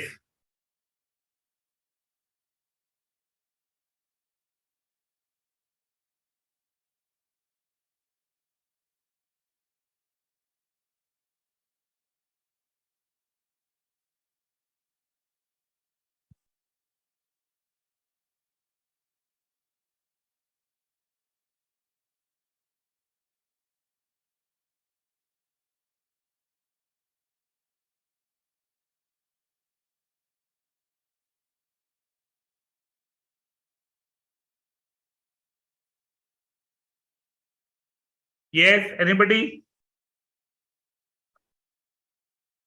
0. Sir 0.7 कुछ होगा sir. नहीं, it is 0. 0 means it is perfectly inelastic. It is perfectly inelastic.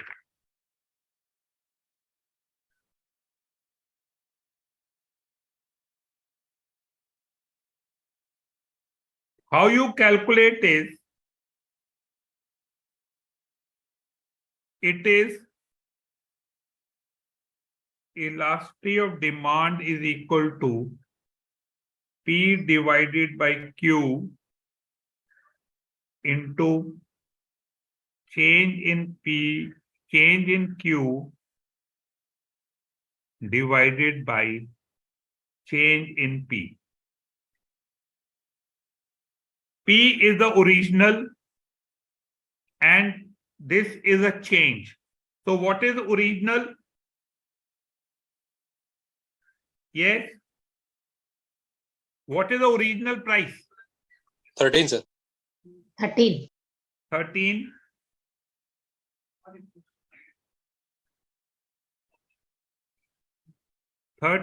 And what is the quantity? Original quantity? 11, sir. 11.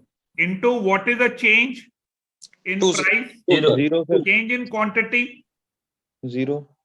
and change in price? 2, sir. 2. So it is equal to what? 0. 0, sir. So this question had come. एक वो automobile वाला आता है हमेशा, एक वो आपका ये क्वेश्चन आता है. Next is, what is marginal propensity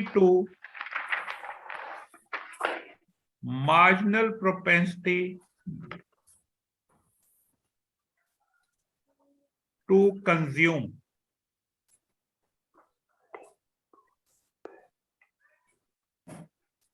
It is MPC.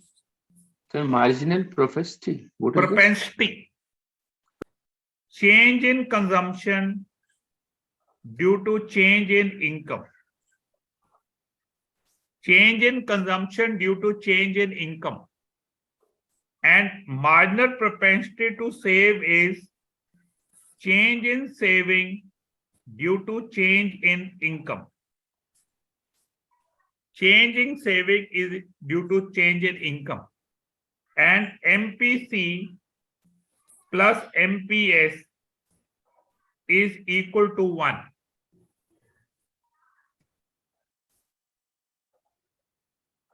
Okay. Now, what does this mean? Suppose your income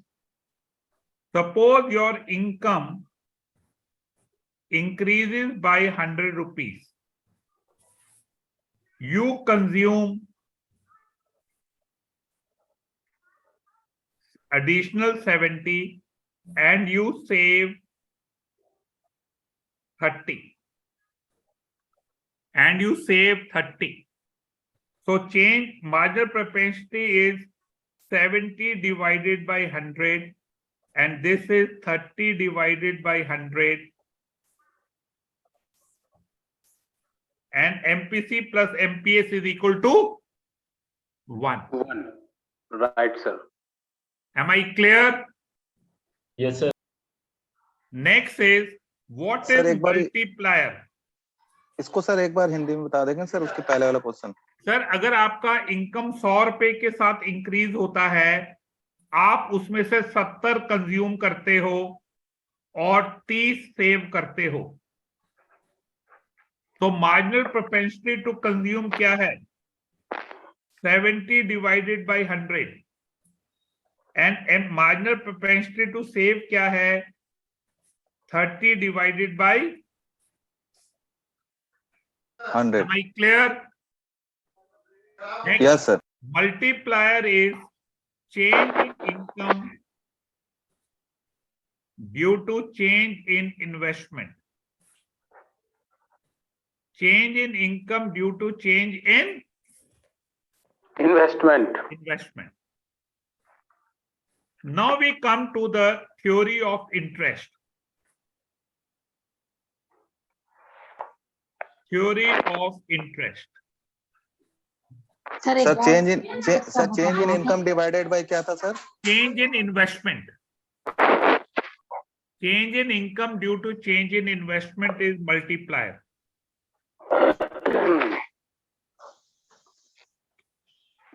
Okay. अब चेंज थ्योरी में एक तो क्लासिकल थ्योरी है,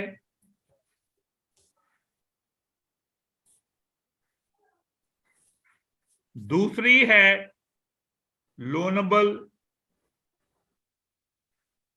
फंड्स थ्योरी, तीसरी है केन्स थ्योरी, और चौथी है IS and LM curve. IS is, ये किसकी थ्योरी है? Hicks and Hansen. Hicks and Hansen, ये क्वेश्चन भी आया है। IS and LM curve theory किसकी है? Hicks and Hansen. Hicks and Hansen.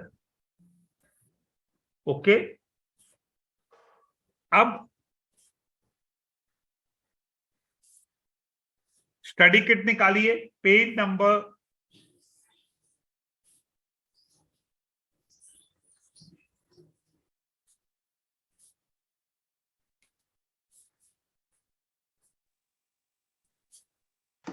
4।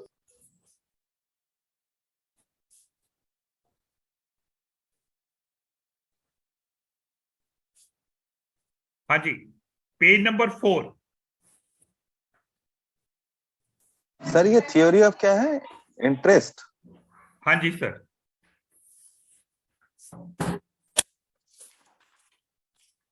अब ऊपर वाली छोड़ दो, एक तो लोनेबल फंड के ऊपर क्वेश्चन आया हुआ है, आता है, केन्स के ऊपर आता है और इसके ऊपर आता है। ये आपका 90% इंपॉर्टेंट है। ये आपका 70% इंपॉर्टेंट है जहां से आता है। ये आपका 20% इंपॉर्टेंट है। ये आपका 10% है, ये नहीं आता। तो ये तीन थ्योरीज हैं, जो तीन थ्योरीज हैं जो आपको करनी है। ओके, तो पहले हम करते हैं Keynes theory.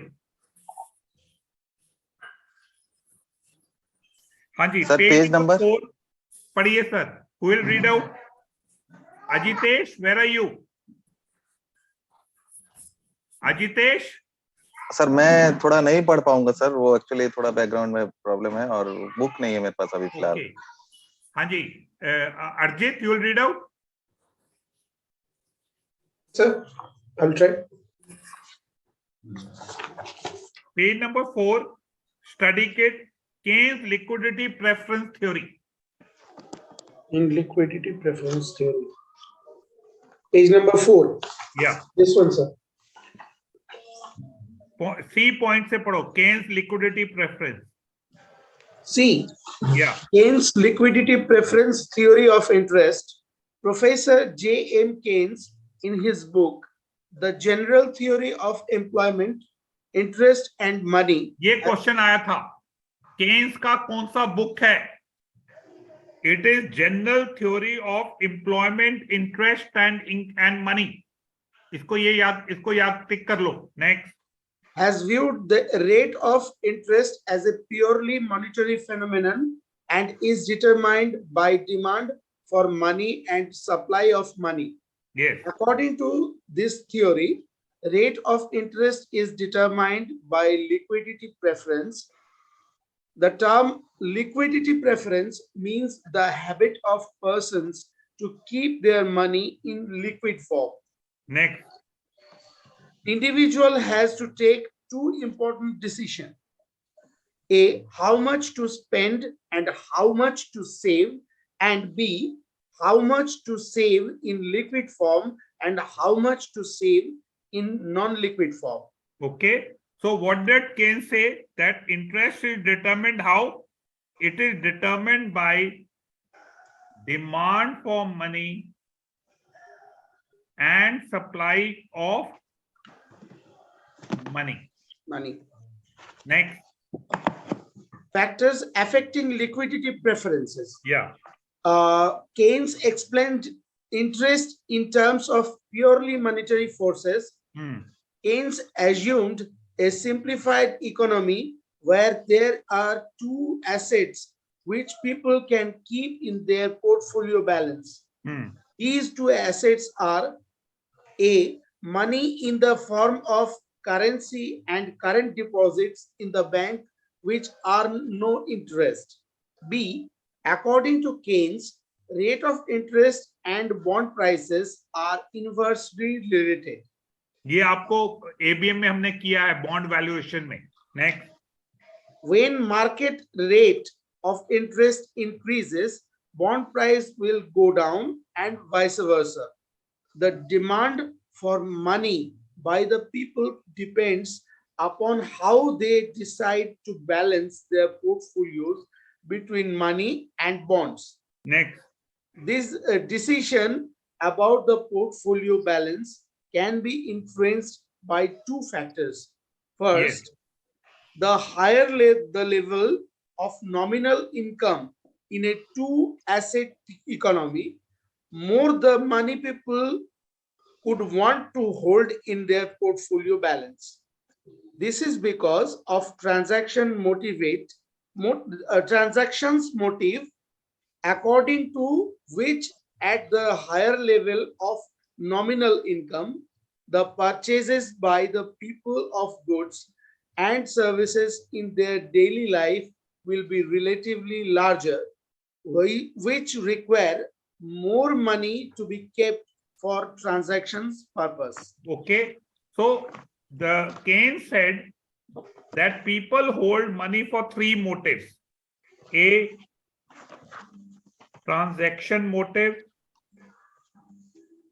B, precautionary motive. And C, speculative motive.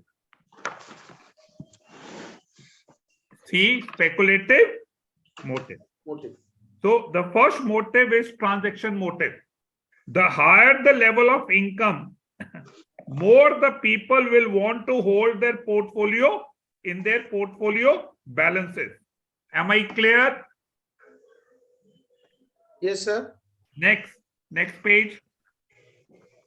Second, the higher the nominal rate of interest, the lower the demand for money of speculative motive.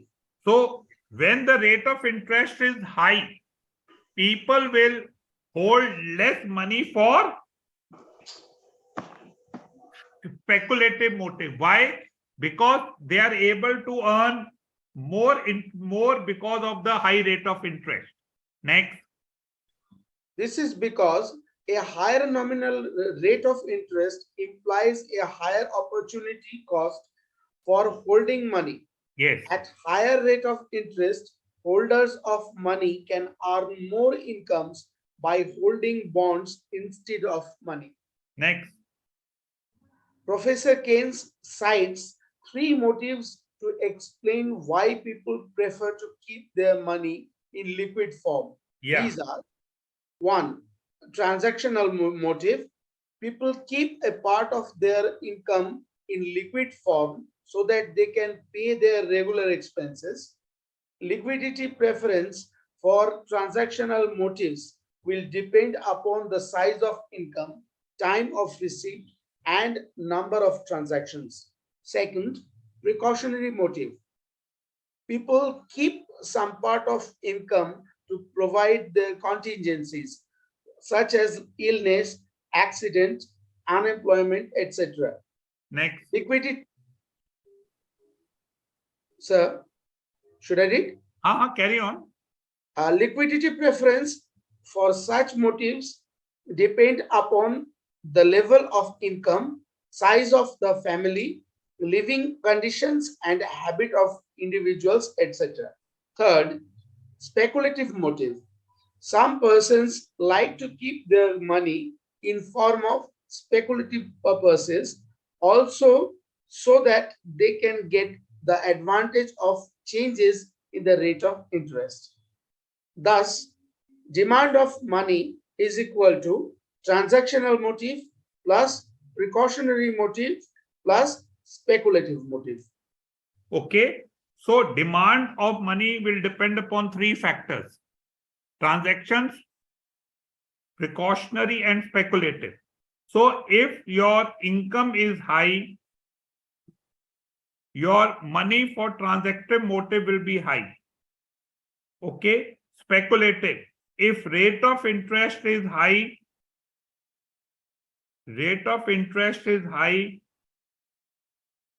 then people will save less money for speculative. They'll put more money in the where will they put more money? Saving bonds.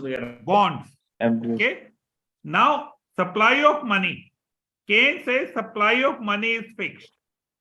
Because supply of money is fixed by whom? It is by the RBI.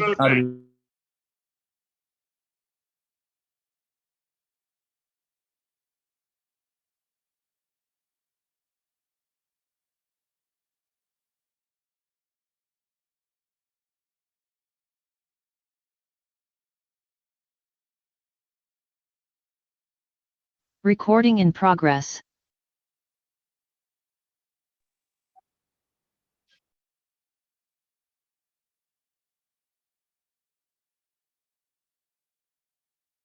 Recording stopped.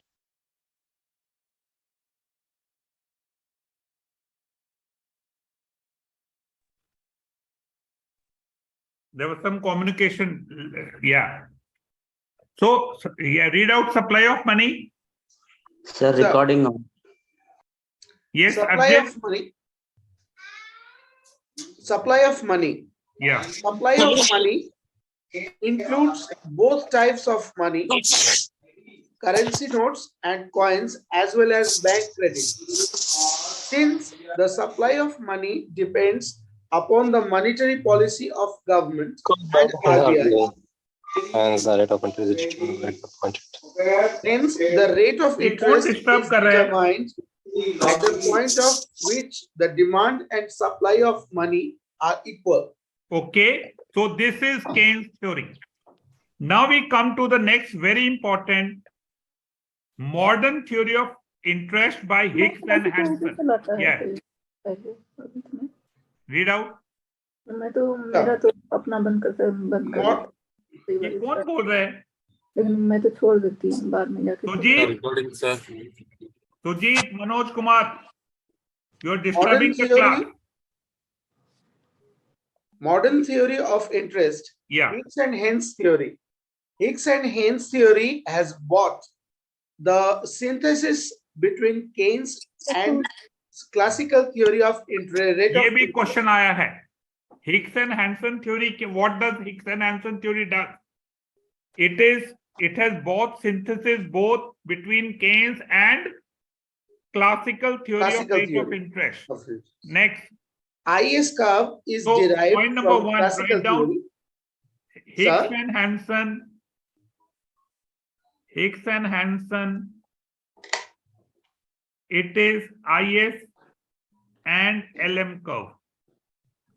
Second, Hicks and Hansen theory has brought into synthesis between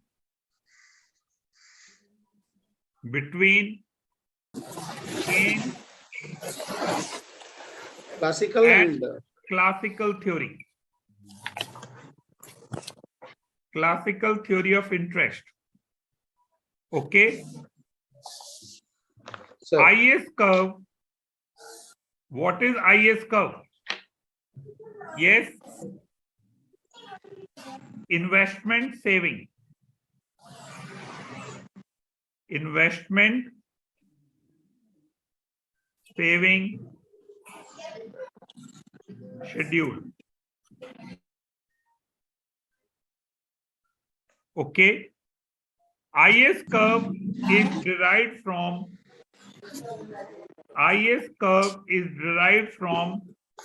classical theory, whereas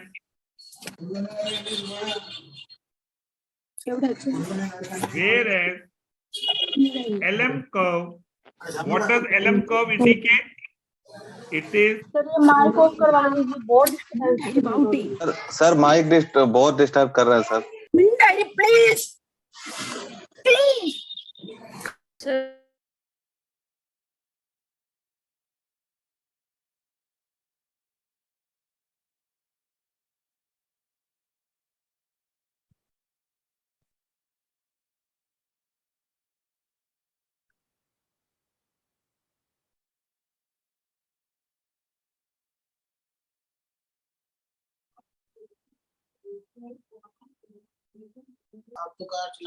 Archana.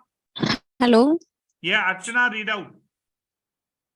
I muted everybody except Archana. हाँ जी, पढ़िए ma'am. You're there? Archana ma'am. My God, you people go to sleep, you know. Ajitesh, what is the problem with you here?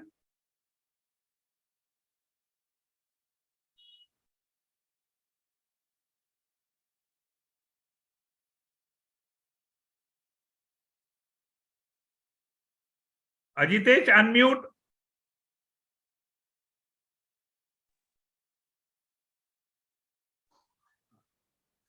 I have no book, sir. So this is the problem. Due to that, I am unable ये to तो read कहाँ it. गई book आपकी?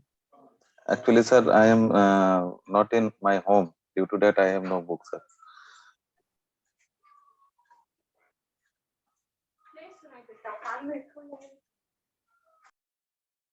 Yes, Ajitesh, Arjit. Sir.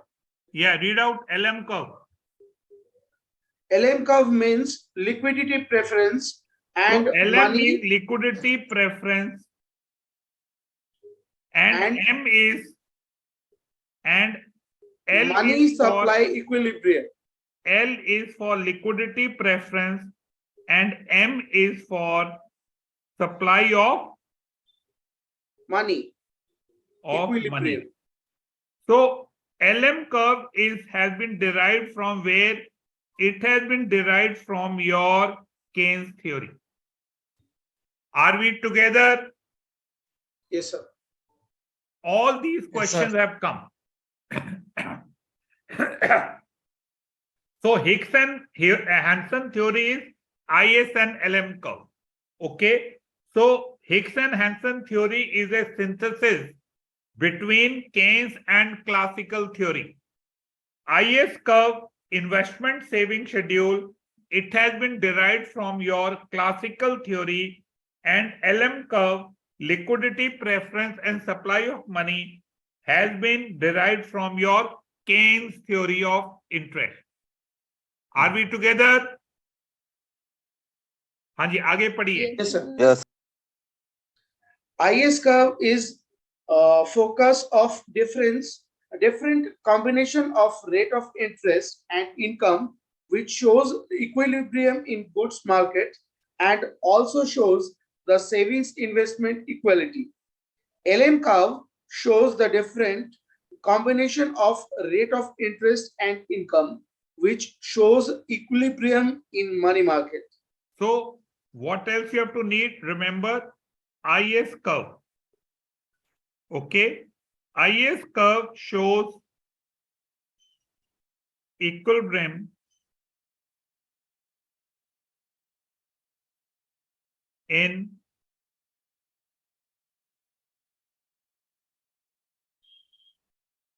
money market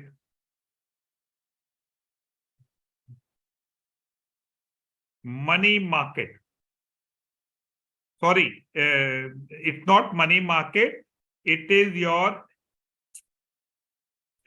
not money market. Goods market. Goods market. Goods market. Goods market. It is in the goods market. And LM curve shows equilibrium in Money market. money market. So this question also comes. Okay. Now read out IS curve again. IS curve is a locus of different combination of rate of interest and income. It is rate of interest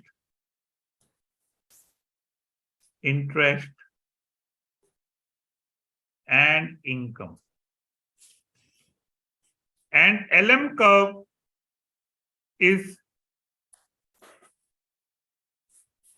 liquidity preference and supply of money, which implies money market equilibrium. आगे पढ़िए.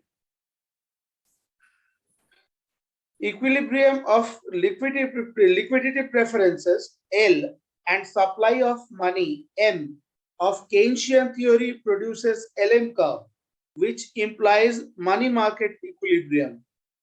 Equilibrium of investment I and savings S of classical theory produces IS curve, which implies goods market equilibrium. So IS curve. So just a sec. IS curve is the interaction between rate of interest and income. LM also is rate of interest and Money markets. Rate of interest And income. and income. The only difference is here it is goods market, here it is money market. Okay, next. IS curve slopes downward to the right, inverse relationship between the level of income and rate of interest. So this question comes. IS curve, what is the slope of IS curve? It is downward sloping. It is downward sloping to the right, and it is an inverse relationship between the level of income and rate of interest. Whereas LM curve is upward sloping. Sir, make a diagram, sir. Please. Yeah. So IS curve, it is given in your book. Open the case study book. Open your case study book. Page number 14. Page number 14.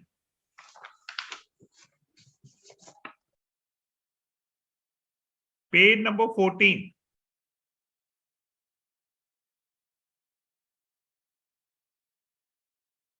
So you have IS curve and LM curve. On the x-axis, you have income, and on the y-axis, you have rate of interest. Okay. IS curve is downward sloping. LM curve is upward sloping. Yes, Arjit, read out. Unmute.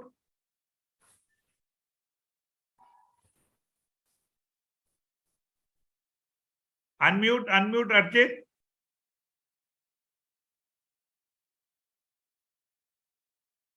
Unmute करो यार, क्या हो गया? हो गया अभी। हाँ करिए। LM curve moves upward to the right. Case study 8. नहीं, पेज नंबर 14 से पढ़ो, पेज नंबर 14। हाँ sir, page number 14, case study 8. Hicks and Hansen have put forward a complete and integrated model based on the Keynesian framework, wherein the variables such as national income, rate of interest, demand for and supply of money are interrelated and mutually independent, and can be represented by the two curves of the IS and LM curves. Next. The IS-LM model is a macroeconomic tool that shows the relationship between interest rates and real output in the goods and services market. And so real the output money is market. income. Next. IS curve displays the equilibrium in the goods and services service market for various interest rates. IS curve is downward sloping curve. LM curve describes the combination of rate of interest and level of income at which money market is in equilibrium. Next. The LM curve slopes upward to the right. The intersections of the investment saving IS and liquidity preference money supply LM curve is the general equilibrium where there is simultaneous equilibrium in both markets. The three critical exogenous variables in the IS-LM model are liquidity and investment and consumption.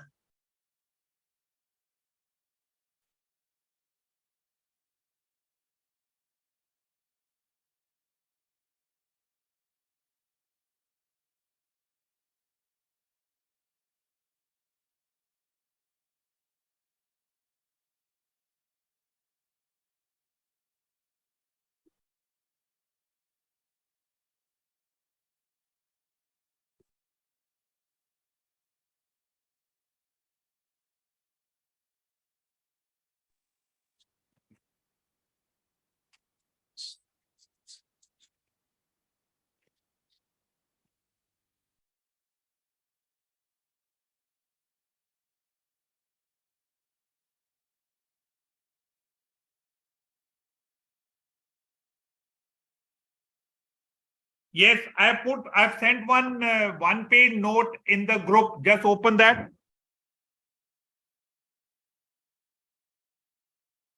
Now this is a summary. I put it in the group. Yes, sir. हाँ जी, पढ़िए अर्जित. Sir, IS curve slopes downward to the right. Yeah. Reason. Okay. Reason. Higher the level of income. Higher the level of the income, greater the volume of savings. Yes. Greater the volume of savings, lower will be the rate of interest. Am I clear? Why IS curve slope downward is higher the level of income, greater is the volume of savings, greater the volume of saving, lower will be the rate of interest. Interest. Okay. Thus, as income rises, rate of interest falls. This position of IS curve depends upon the position of saving and investment curve. Savings and investment curve. Now, LM curve slope shows various rate of interest which equalizes the demand for cash, liquidity preference of the people with the supply of cash at various level of income. LM curve slopes upwards. As income level increases, the liquidity preference or demand for cash of the people increases, and consequently, rate of interest also increases. So this is what you have to understand. Are we together? Yes, sir. Yes, sir. So basically, where all the question will come, one is ISLM curve has been propounded by whom? Hicks and Hansen. Then the question says, ISLM curve is a synthesis of which theory? It is classical and Keynes theory. Keynes theory. IS curve is from the investment saving Schedule. and it is derived from which classical theory. And LM curve is liquidity preference and M is supply of money. It has been derived from the Keynes theory. IS curve is downward sloping, whereas your LM curve is upward sloping. Why IS curve is downward sloping is because higher the level of income, okay, greater will be the volume of saving, greater the volume of saving, lower will be the rate of interest. Okay, whereas in case of LM curve, it slope upward. As income level increases, the liquidity preference or demand for money of the people increases, and consequently, when the demand for money for precautionary, speculative, and transaction motive increases, what will happen? When the demand increases, what will happen on the rate of interest? Yes? High, sir. It will increase. Right. Yeah. So the point where IS curve intersects LM curve, it is called equilibrium. Equilibrium in the goods market and in the IS curve. And in the money market. Are we clear? Yes, sir. So this is Yes, all sir. what you need. And you will get not more than one question. And it is all elementary question they give you. Okay? Okay, sir. But this is all what you need to know in this paper. Anything else in the economics you need clarification or it's all done? Yes?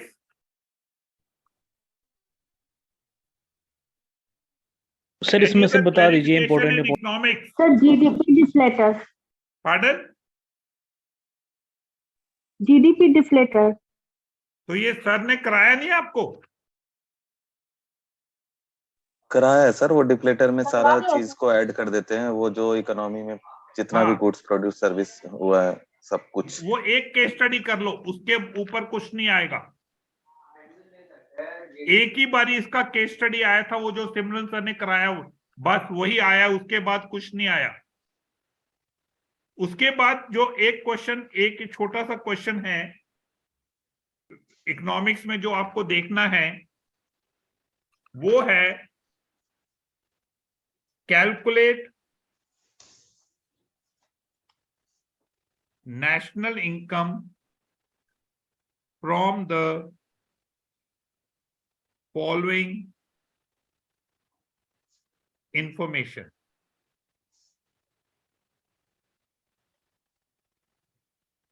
One, GDP at market price is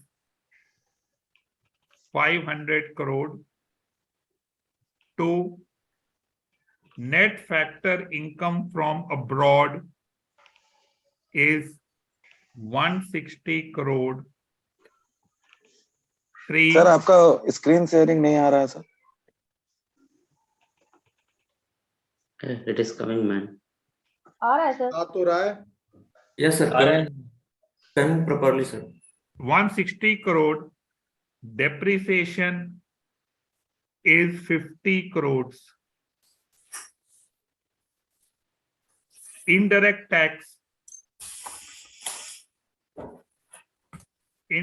tax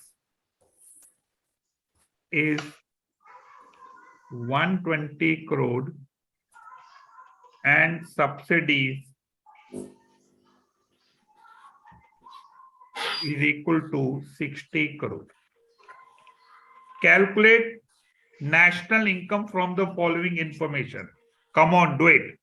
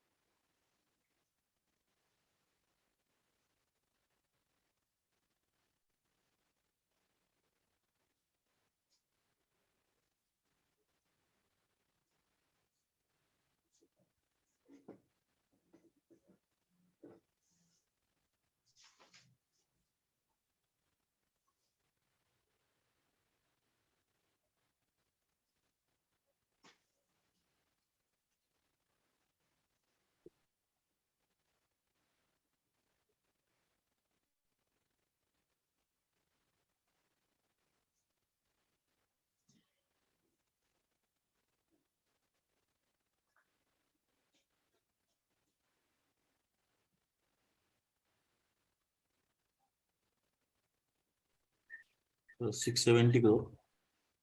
It is 670. no.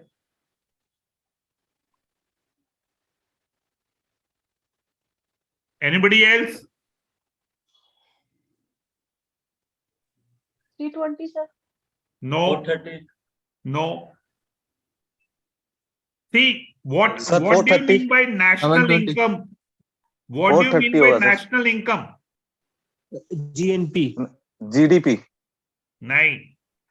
GNP National sir. income is national 430. income at And then- factor cost. National income at factor cost. Okay. So what are the steps? Now I'll do the steps with you. 1. NDP at market price is equal to GDP at market price minus depreciation. Second, NDP at factor cost is equal to NDP at market price minus NIT. What is that NIT, sir? Yes, what is NIT? Depreciation plus subsidy. Yes, NIT is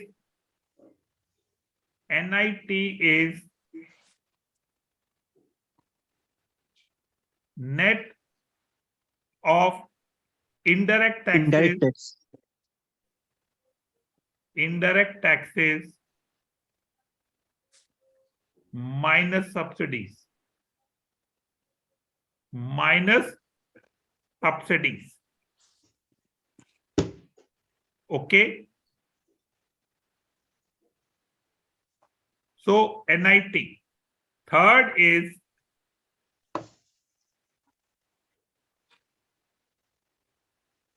NNP at factor cost is equal to NDP at factor cost plus net factor income from abroad. And fourth is NNP at factor cost is equal to GDP at market price minus depreciation minus NIT plus net factor income from abroad. Now, why you can directly do it with this formula, but I have given you all the steps so that in case of any question, you can easily do it independently. Yes. What is GDP at market price? In the question. 500 crore. 500 minus depreciation. 50. 50. So it is equal to how much? 450. So this 450 comes here. Minus NIT. Subsidy minus. It is 120 minus 20. 60. 60. So this is what is the net? Yes. It's a 390. 450 minus 60 is, so it is equal to 450 minus 60. It is 390. So 390 comes here. Plus net factor income from abroad. It is 160 crore. So this works out to how much? 540. 550. Or, so this is 3 steps. One, you can go straight away. GDP at market price at 500 minus depreciation 50 minus NIT 60 plus net factor income from abroad 160 is equal to 550. Are these steps clear? Yes, sir. तो ये simple को अपना याद करोगे कभी गलती नहीं होगा. So any numerical which comes, you have to keep this basic in your mind. Once this basic is clear, you will never go wrong.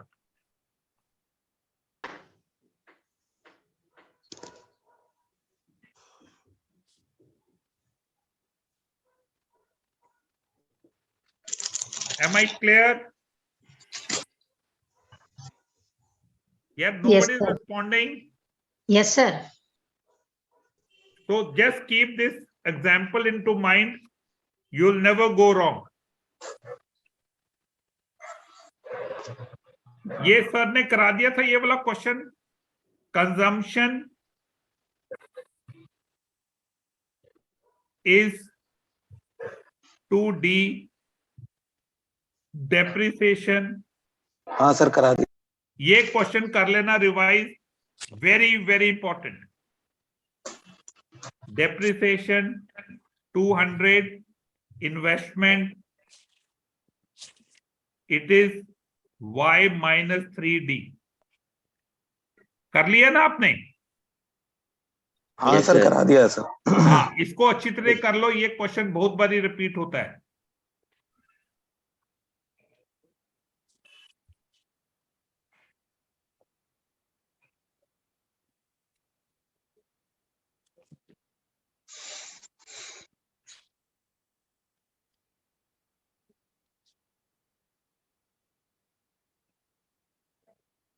What is the formula for GDP deflator?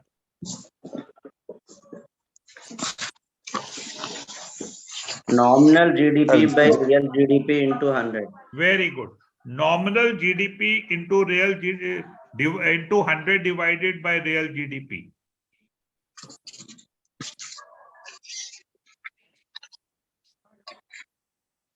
Nominal GDP divided by real GDP into 100. Into 100.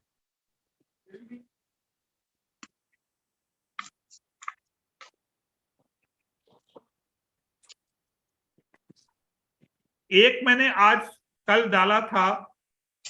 Where did you get the case studies in the previous years?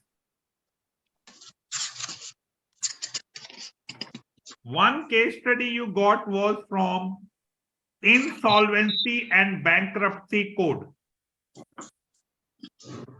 Insolvency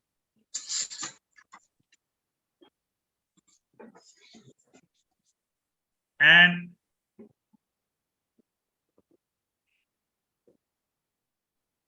Code. Now you can get pre-pack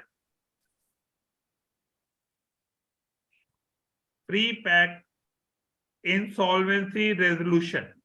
Pre-pack insolvency resolution.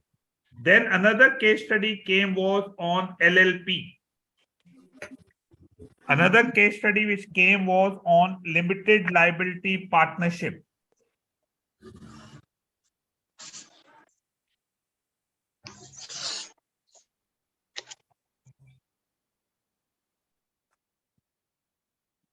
Sir ये second पे क्या लिखा है? Pre-pack insolvency resolution process. Pre-pack insolvency resolution process.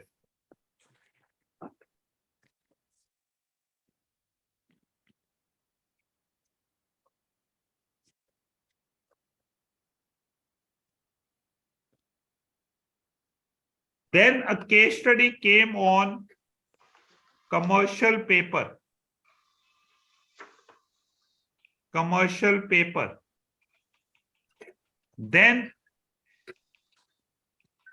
case study came on, economics में ये चार हैं जो case study, apart from the last credit management में ये चार case study आई हैं. Commercial paper, LLP, pre-pack and insolvency resolution, IBC. तो ये दो का मैंने मटेरियल आपको डाला है, इसका और इसका. कमर्शियल पेपर का केस स्टडी आपने उसमें किया है बीएफएम में. बीएफएम में किया है ना केस स्टडी? Yes sir. ठीक है, एक तो उसको ये देख लेना, कमर्शियल पेपर वाला एबीएम में आया था. और ये दो मैंने आपके ग्रुप में डाले हैं. Yes sir. ठीक है, take out the group, take out the material. Yes sir.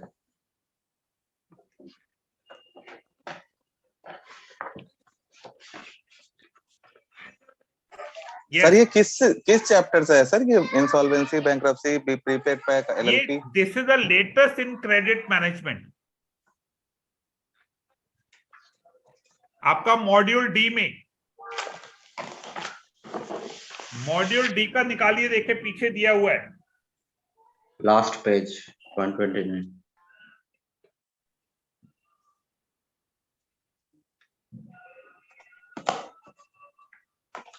नए उसमें दिया है, नए एडिशन में.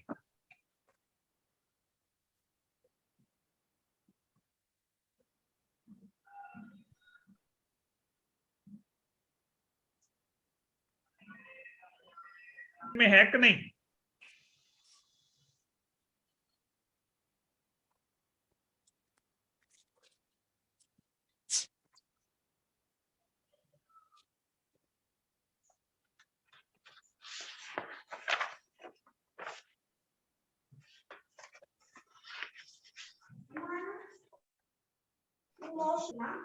ये आपका लेटेस्ट एडिशन कौन सा बुक है?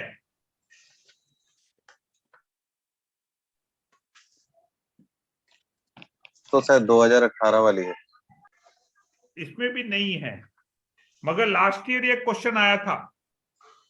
इंसॉल्वेंसी एंड बैंक्रप्सी कोड अब लेटेस्ट प्री पैक है. मैंने अब ग्रुप में दोनों मटेरियल डाला है. Open the group. ग्रुप में देखो, कल हाँ सर, वो सर वो प्रिंट आउट करके ले लिया है सर, वो मेरे पास है सर. हाँ Yes, तो पढ़ी I am having निकालिए it, sir. अजितेश पढ़िए पेज नंबर 193 का पढ़ो 193 Last page, 8th page. ये कंपैरिजन दिया हुआ है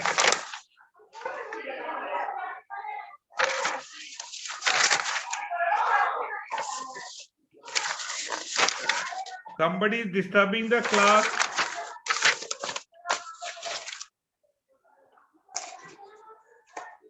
yes अदितेश पढ़ो कौन सा पेज सर सर कौन सा पढ़ना है sir comparison between pre and हाँ ट्रिप ये पढ़ लो हाँ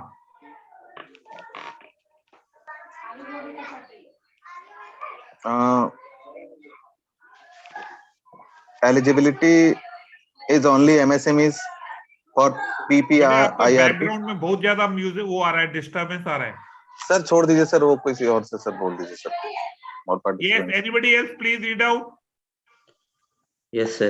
Eligibility. page 193 yes Eligibility ये only. PPIR क्या है PPIRP pre pack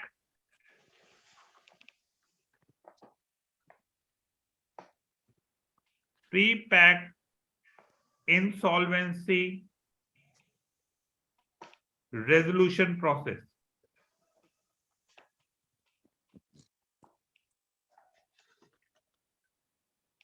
and what is CIRP it is corporate insolvency resolution process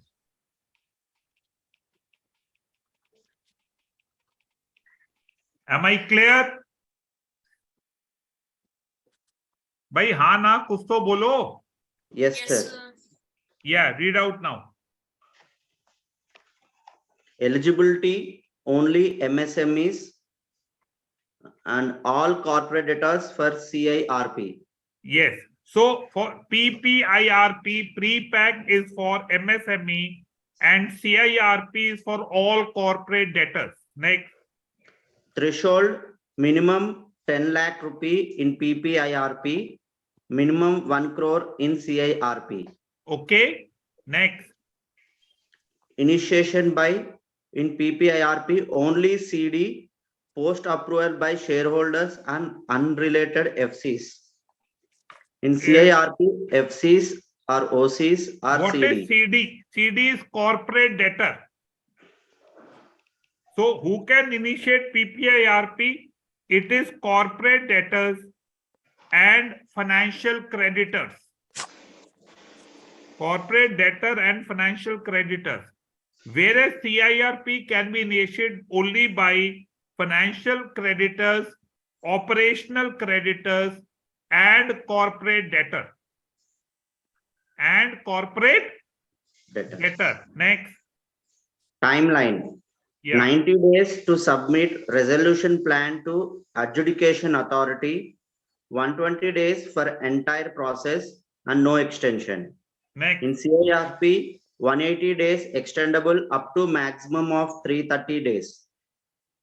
so next Management control.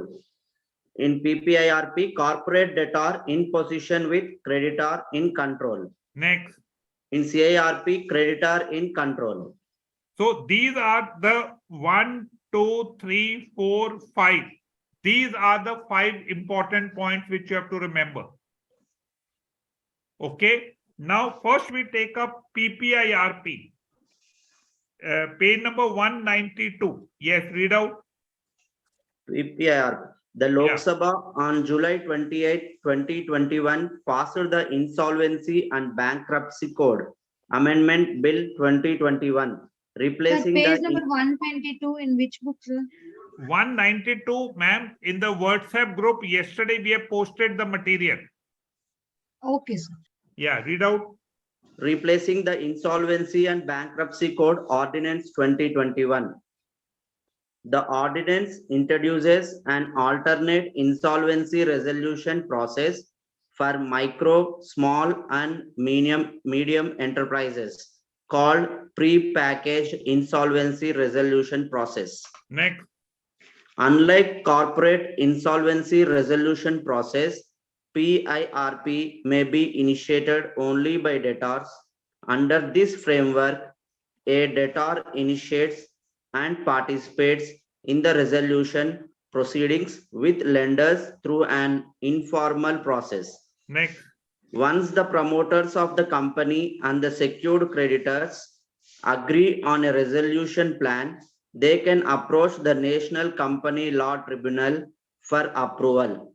During PIRP, the management of the company will remain with the debtor. So in PPIRP, the management of the company remains with the debtor. Next. Cutoff limit. Yeah. According to the amendments, the government has notified a threshold for default of at least 10 lakh rupees. The central government may increase the threshold of minimum default up to 1 crore rupees through a notification. Next. Debtors eligible for PIRP. PIRP may be initiated in the event of a default by a corporate debtor classified as an MSME under the MSME Development Act 2006. Next. For initiating PIRP, the corporate debtor himself is required to apply to the adjudicating authority, National Company Law Tribunal. The authority must approve or reject the application for PIRP within 14 days of its receipt. Next. Approval of financial creditors. For applying for PIRP, the debtors needs to obtain approval of at least 66% of its financial creditors. Very important. So for applying to PIRP, the debtor needs to obtain approval of at least 66% of the financial creditors. Next. Who are not related parties of the debtor. Next. Before seeking approval, the debtor must provide creditors with a base resolution plan. Next. The debtor must also propose the name of the RP. RP is the resolution professional. Next. Along with the application of PIRP. The proposed RP must be approved by at least 66% of the financial creditors. Next. Proceedings under PIRP. The debtor will submit the base resolution plan to the RP within 2 days of the commencement of the PIRP. A committee of creditors will be constituted within 7 days of the PIRP commencement date, which will consider the base resolution plan. The committee may provide the debtor with an opportunity to revise the plan. The RP may also invite resolution plans from other persons. Next. Alternative resolution plan may be invited if the base plan 1 is not approved by the committee or is unable to pay the debt of operational creditors, claims related to provisions of goods and services. Initiation of CIRP at any time from the PIRP commencement date, but before the approval of the resolution plan. The committee of the creditors may decide to terminate PIRP and instead initiate CIRP in respect of the debtor by a vote of at least 66% of the voting shares. Next. A resolution plan must be approved by the committee by a vote of at least 66% of the voting shares. A resolution plan must be approved by the committee within 90 days from the commencement date of PIRP. The resolution plan approved by the committee will be examined by the adjudicating authority. If no resolution plan is approved by the committee, the RP may apply for termination of PIRP. The authority must either approve the plan or order termination of PIRP within 30 days of receipt. Termination of PIRP will result in the liquidation of the corporate debtor. Okay. Now, why I made you read this? Because you can get two type of question. One is objective type. Second is you can get the case study. Objective type, they can ask you PPIRP. It is meant for which type of units? It is micro, small, and medium enterprises. Second question they can say is, it was introduced when? It was your July 28, 2021. Third question they can ask is, what is the cutoff limit? Yes, what is the cutoff limit? At 10 lakh up to minimum 10 lakh. Minimum rupees 10 lakhs.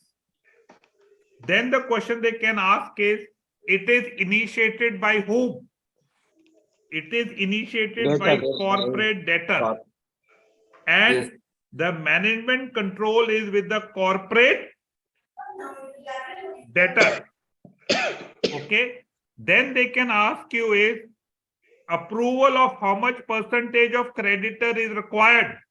66%. 66% of creditor is required for the approval. Am I clear? Yes, sir. And this resolution plan must be approved within how many days? Within 90 days. It is 90 days. Next, last point is, the authority must either approve the plan or termination of PRP within how many days? 30 days of receipt. So this is all what you need to know in pre-pack insolvency resolution process. Okay.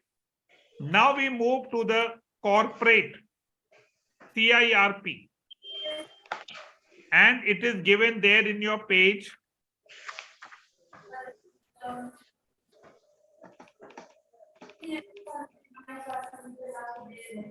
Yes.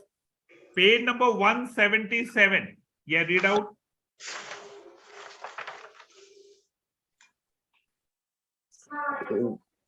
Which one, sir? 177, yes.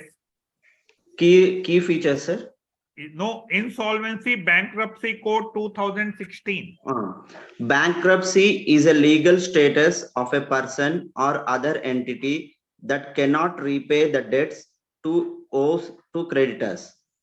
In most jurisdictions, bankruptcy is imposed by a court order, often initiated by the debtor. Next. The code offers a uniform, comprehensive insolvency legislation encompassing all companies, partnerships, and individuals other than financial firms. Next. One of the fundamental features of the code is that it allows creditors to assess the viability of a debtor as a business decision and agree upon a plan for its revival of or a speedy liquidation. Okay. Before this IBC, the insolvency was moved by the debtor. Now even the creditor can file the case for insolvency of the borrower. This is a change. Next. Next. The code creates a new plan for its revival or a speedy liquidation. The code creates a new institutional framework consisting of a regulator, insolvency professionals, information utilities, and adjudicatory mechanisms that will facilitate a formal and time-bound insolvency resolution process and liquidation. Next. Sir, what is the page number, sir? Page number 177. It is in the WhatsApp group. Applicability. Yeah. Companies, limited liability partnerships, partnership firms, other corporate persons and individuals, and any other body specified by government. So these are the applicable. Next. Key features. Corporate debtors, two-stage process. To initiate an insolvency process for corporate debtors, the default should be at least 1 crore. Next. The code proposes two independent stages. One is insolvency resolution process, B, liquidation. Next.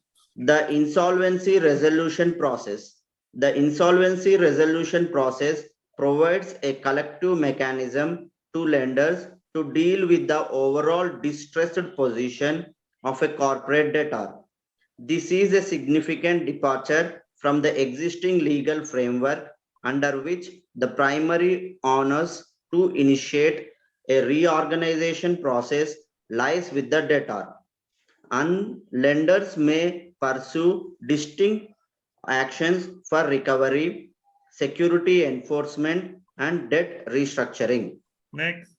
The code envisages the following steps in the insolvency resolution process. Yeah. Commencement of the IRP. A Yeah. financial creditor or an operational creditor can initiate an IRP against a corporate debtor at the National Company Law Tribunal. The defaulting corporate debtor, its shareholders or employees may also initiate voluntary insolvency proceedings. Moratorium. The National Company Law Tribunal orders a moratorium on the debtor's operations for the period of the IRP. This operates as a calm period, which no judicial proceedings for recovery, enforcement of security interest, sale or transfer of assets, or termination of essential contracts can take place. Next. Appointment of resolution professional. The Yeah. NCLT appoints an insolvency professional or resolution professional to administer the IRP. The resolution professional's primary function is to take over the management of the corporate borrower and operates its business as a going concern under the broad directions of a committee of creditors. Next. Sequence of steps under the IBC. On day 1 of the default, a creditor or a borrower can approach NCLT to initiate insolvency proceedings. The NCLT has to accept or reject the plea within 14 days. Once the case is admitted, lenders will constitute committee of creditors, appoint an IRP, which will run the borrower's company in the interim period. Within 180 days, the COC has to decide on a debt recast plan. Lenders will be given additional 90 days to arrive at a final resolution plan. If the lenders agree by voting, the COC would go ahead with debt restructuring. Otherwise, after 180 days, the company's or borrower's assets will be liquidated. Now, I'll do some bit of updation. What is the latest now? The latest is 180 days plus 90 days is equal to how many days? 270. 270 days. Okay. Now this 270 days has been extended up to 330 days. Now it has been extended up to 330 days. So this is the latest. Okay. Now this extension from 180 days to 330 days requires voting. How much date, sir? Extended up to? Up to 330 days now. Now it is 330 days. And this 330 days requires voting. And you see, you leave 2 points and then you read the next point. Vote share. Vote share. Yeah. COC to decide on extension of insolvency process beyond 180 days up to 330 days and for appointment of IP by 66 vote share from earlier 75%. Other decisions can be taken by 51% vote, 75% earlier. The process can be withdrawn altogether by 90% vote share. That's all. So this is all what you need in the CIRP. And last paragraph you see IRP for individual. Yes, sir. Yeah, read out. For individuals and unlimited partnerships, the code applies in all cases where the minimum default amount is 1,000 and above. That's all. So this is all what you need in the 3. For individual, it is 1,000 and above. For PPIRP is minimum 10 lakhs. And for CIRP, it is how much minimum? Crore. 1 crore. 1 crore. So I think if you go through, remember these, this will cover your objective question and also the descriptive case study. Okay. Am I clear? Yes, sir. Rest in your Macmillan book. From page number, open this.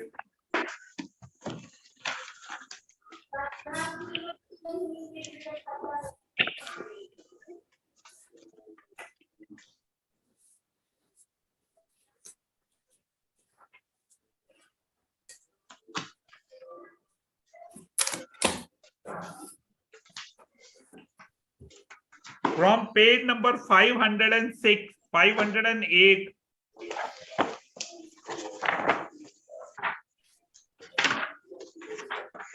Up to page number 521. This has all become outdated. RBI has scrapped this scheme. RBI has scrapped this scheme. Restructuring of advances by bank. Page number 508. Now there is no more CDR, SDR. Now there is no more CDR, SDR. And instead of this,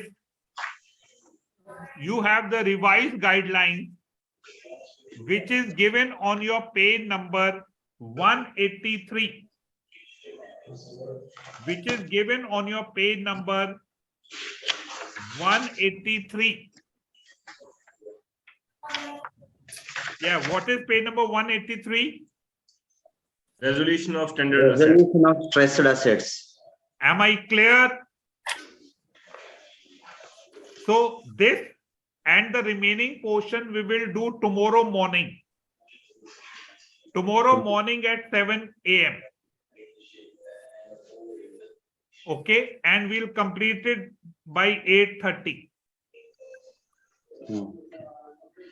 Are we together? Yes, sir.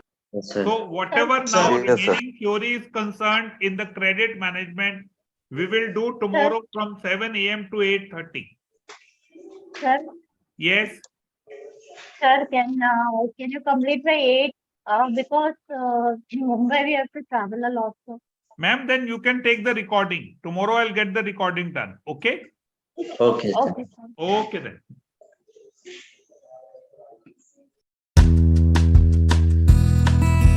Like பண்ணுங்க, share பண்ணுங்க, comment பண்ணுங்க, மறக்காம நம்ம சேனலை subscribe பண்ணுங்க.